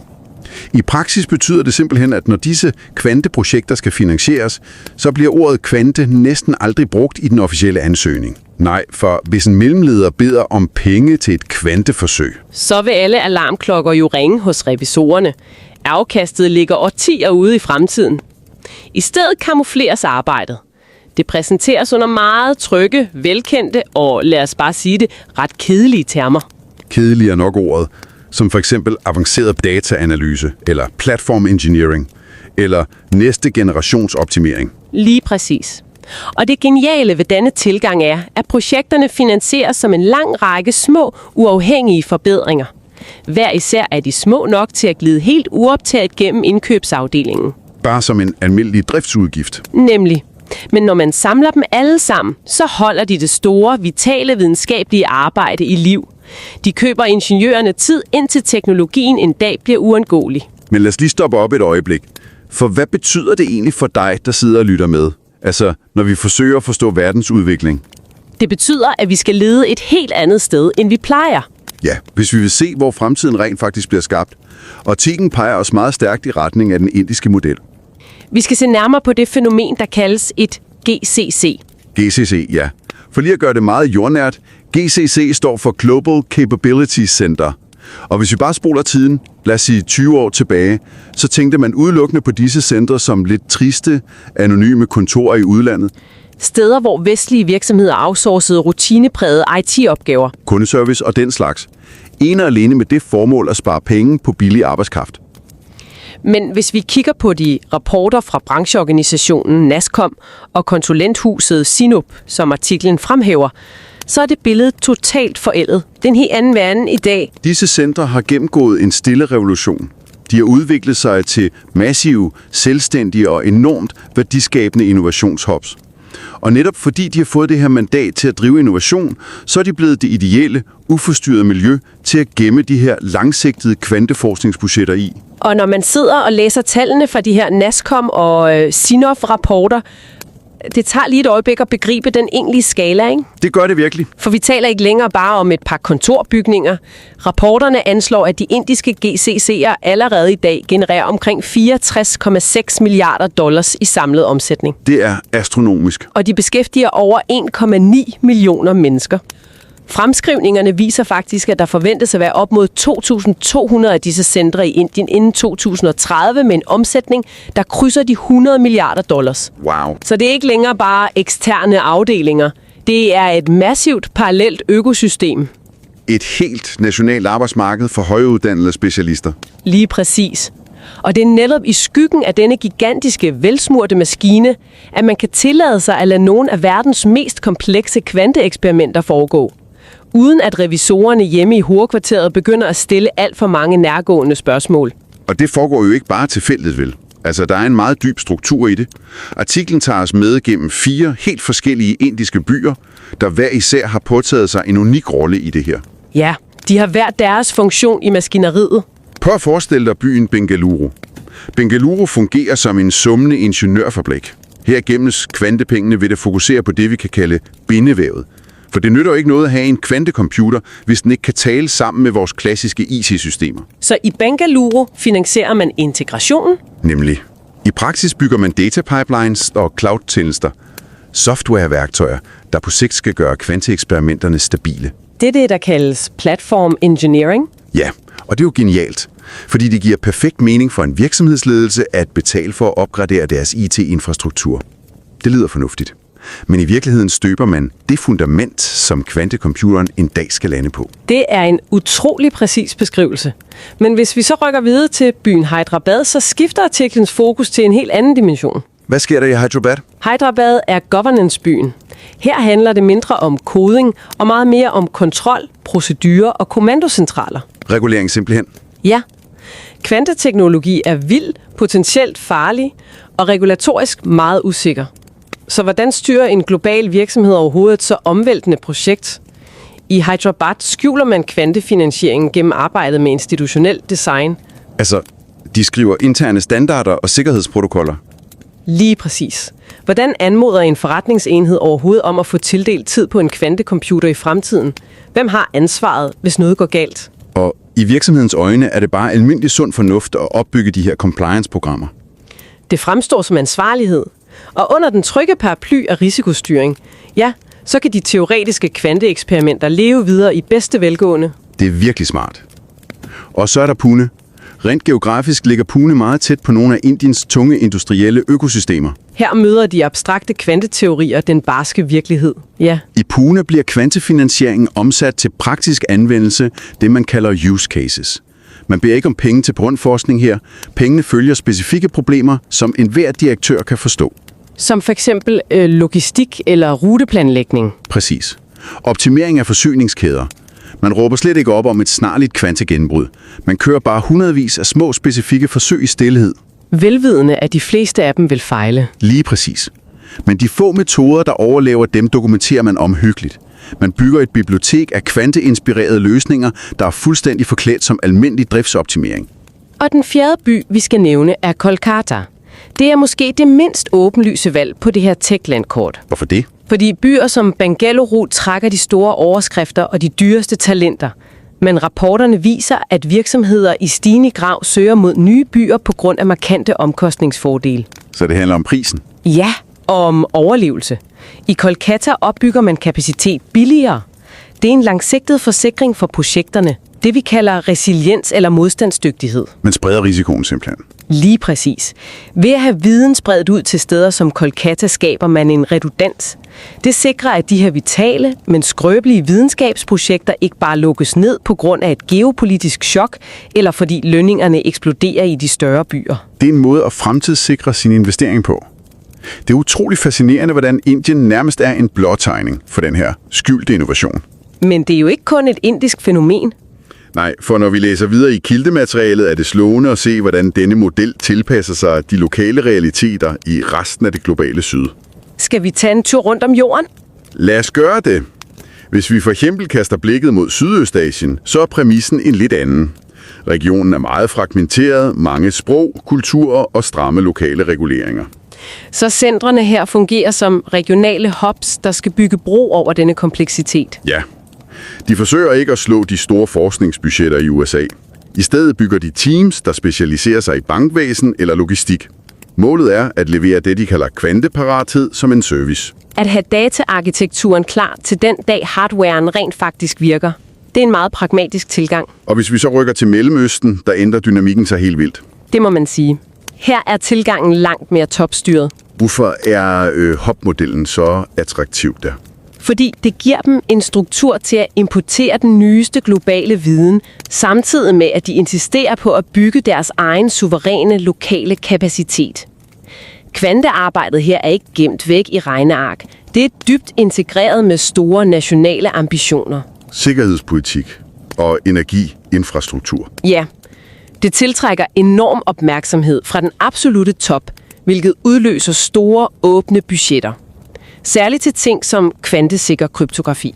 Det er en massiv kontrast til det billede, vi ser nede på det afrikanske kontinent. For her handler det ikke om store statslige milliarder eller fysisk hardware. Nej, præmissen ændrer sig fuldstændigt. Det handler om ren institutionel overlevelse. At integrere arbejdet i et globalt GCC skaber en beskyttende beholder omkring de lokale afrikanske teams. Det giver stabilitet. Og fokuset ligger så mere på hjernen i systemet, ikke? Lige præcis. Softwareudvikling, algoritmer, planlægning af kvantesikkerhed, de bygger afgørende softwarebrikker til de globale projekter frem for fysiske kølesystemer. Den form for beskyttelse er faktisk også meget central, når vi kigger mod Sydamerika. Ja, for der har de jo nogle voldsomme makroøkonomiske udsving at kæmpe med. Valutaer, der svinger, markeder, der dykker. Lige præcis. Og her er kvantefinansieringen typisk bundet op på en kapitalstærk gruppe, primært finansielle institutioner og store råvarevirksomheder. Dem, der har desperat behov for kompleks risikovurdering og prisfastsættelse. Ja, og HOP-modellen fungerer som en isoleret ø her. Den beskytter de her højt specialiserede kvanteteams mod den generelle økonomiske ustabilitet i regionen. Så hvis det lokale marked kollapser, bliver teamet ikke bare fyret, fordi de er sikret af et globalt budget. Centret er virksomhedens langsigtede hukommelse. Det forhindrer, at overvis af avanceret forskning går tabt, hver gang økonomien tager et dyk. Når man lytter til alt dette, når vi nu har været i verden rundt fra Bengali til Sydamerika, så er det næsten uundgåeligt at spørge sig selv, hvorfor er alt det her overhovedet vigtigt for dig? Hvorfor skal du bruge tid på at forstå dynamikken i obskure kontorbygninger tusindvis af kilometer væk? Det er et afgørende spørgsmål. Det er det, og svaret er, at det fundamentalt ændrer vores opfattelse af, hvordan fremtiden bliver til. Vi er nærmest opflasket med tanken om, at det teknologiske kapløb vindes med pomp og pragt i Silicon Valley. At en direktør står på en scene og annoncerer fremtiden. Men artiklen viser jo, at virkeligheden er en helt anden. Det sande kapløb vindes i stilhed, i almindelige kontorbygninger i Pune eller Kolkata, under dække af byråkratiske termer som driftforberedelse og resilience.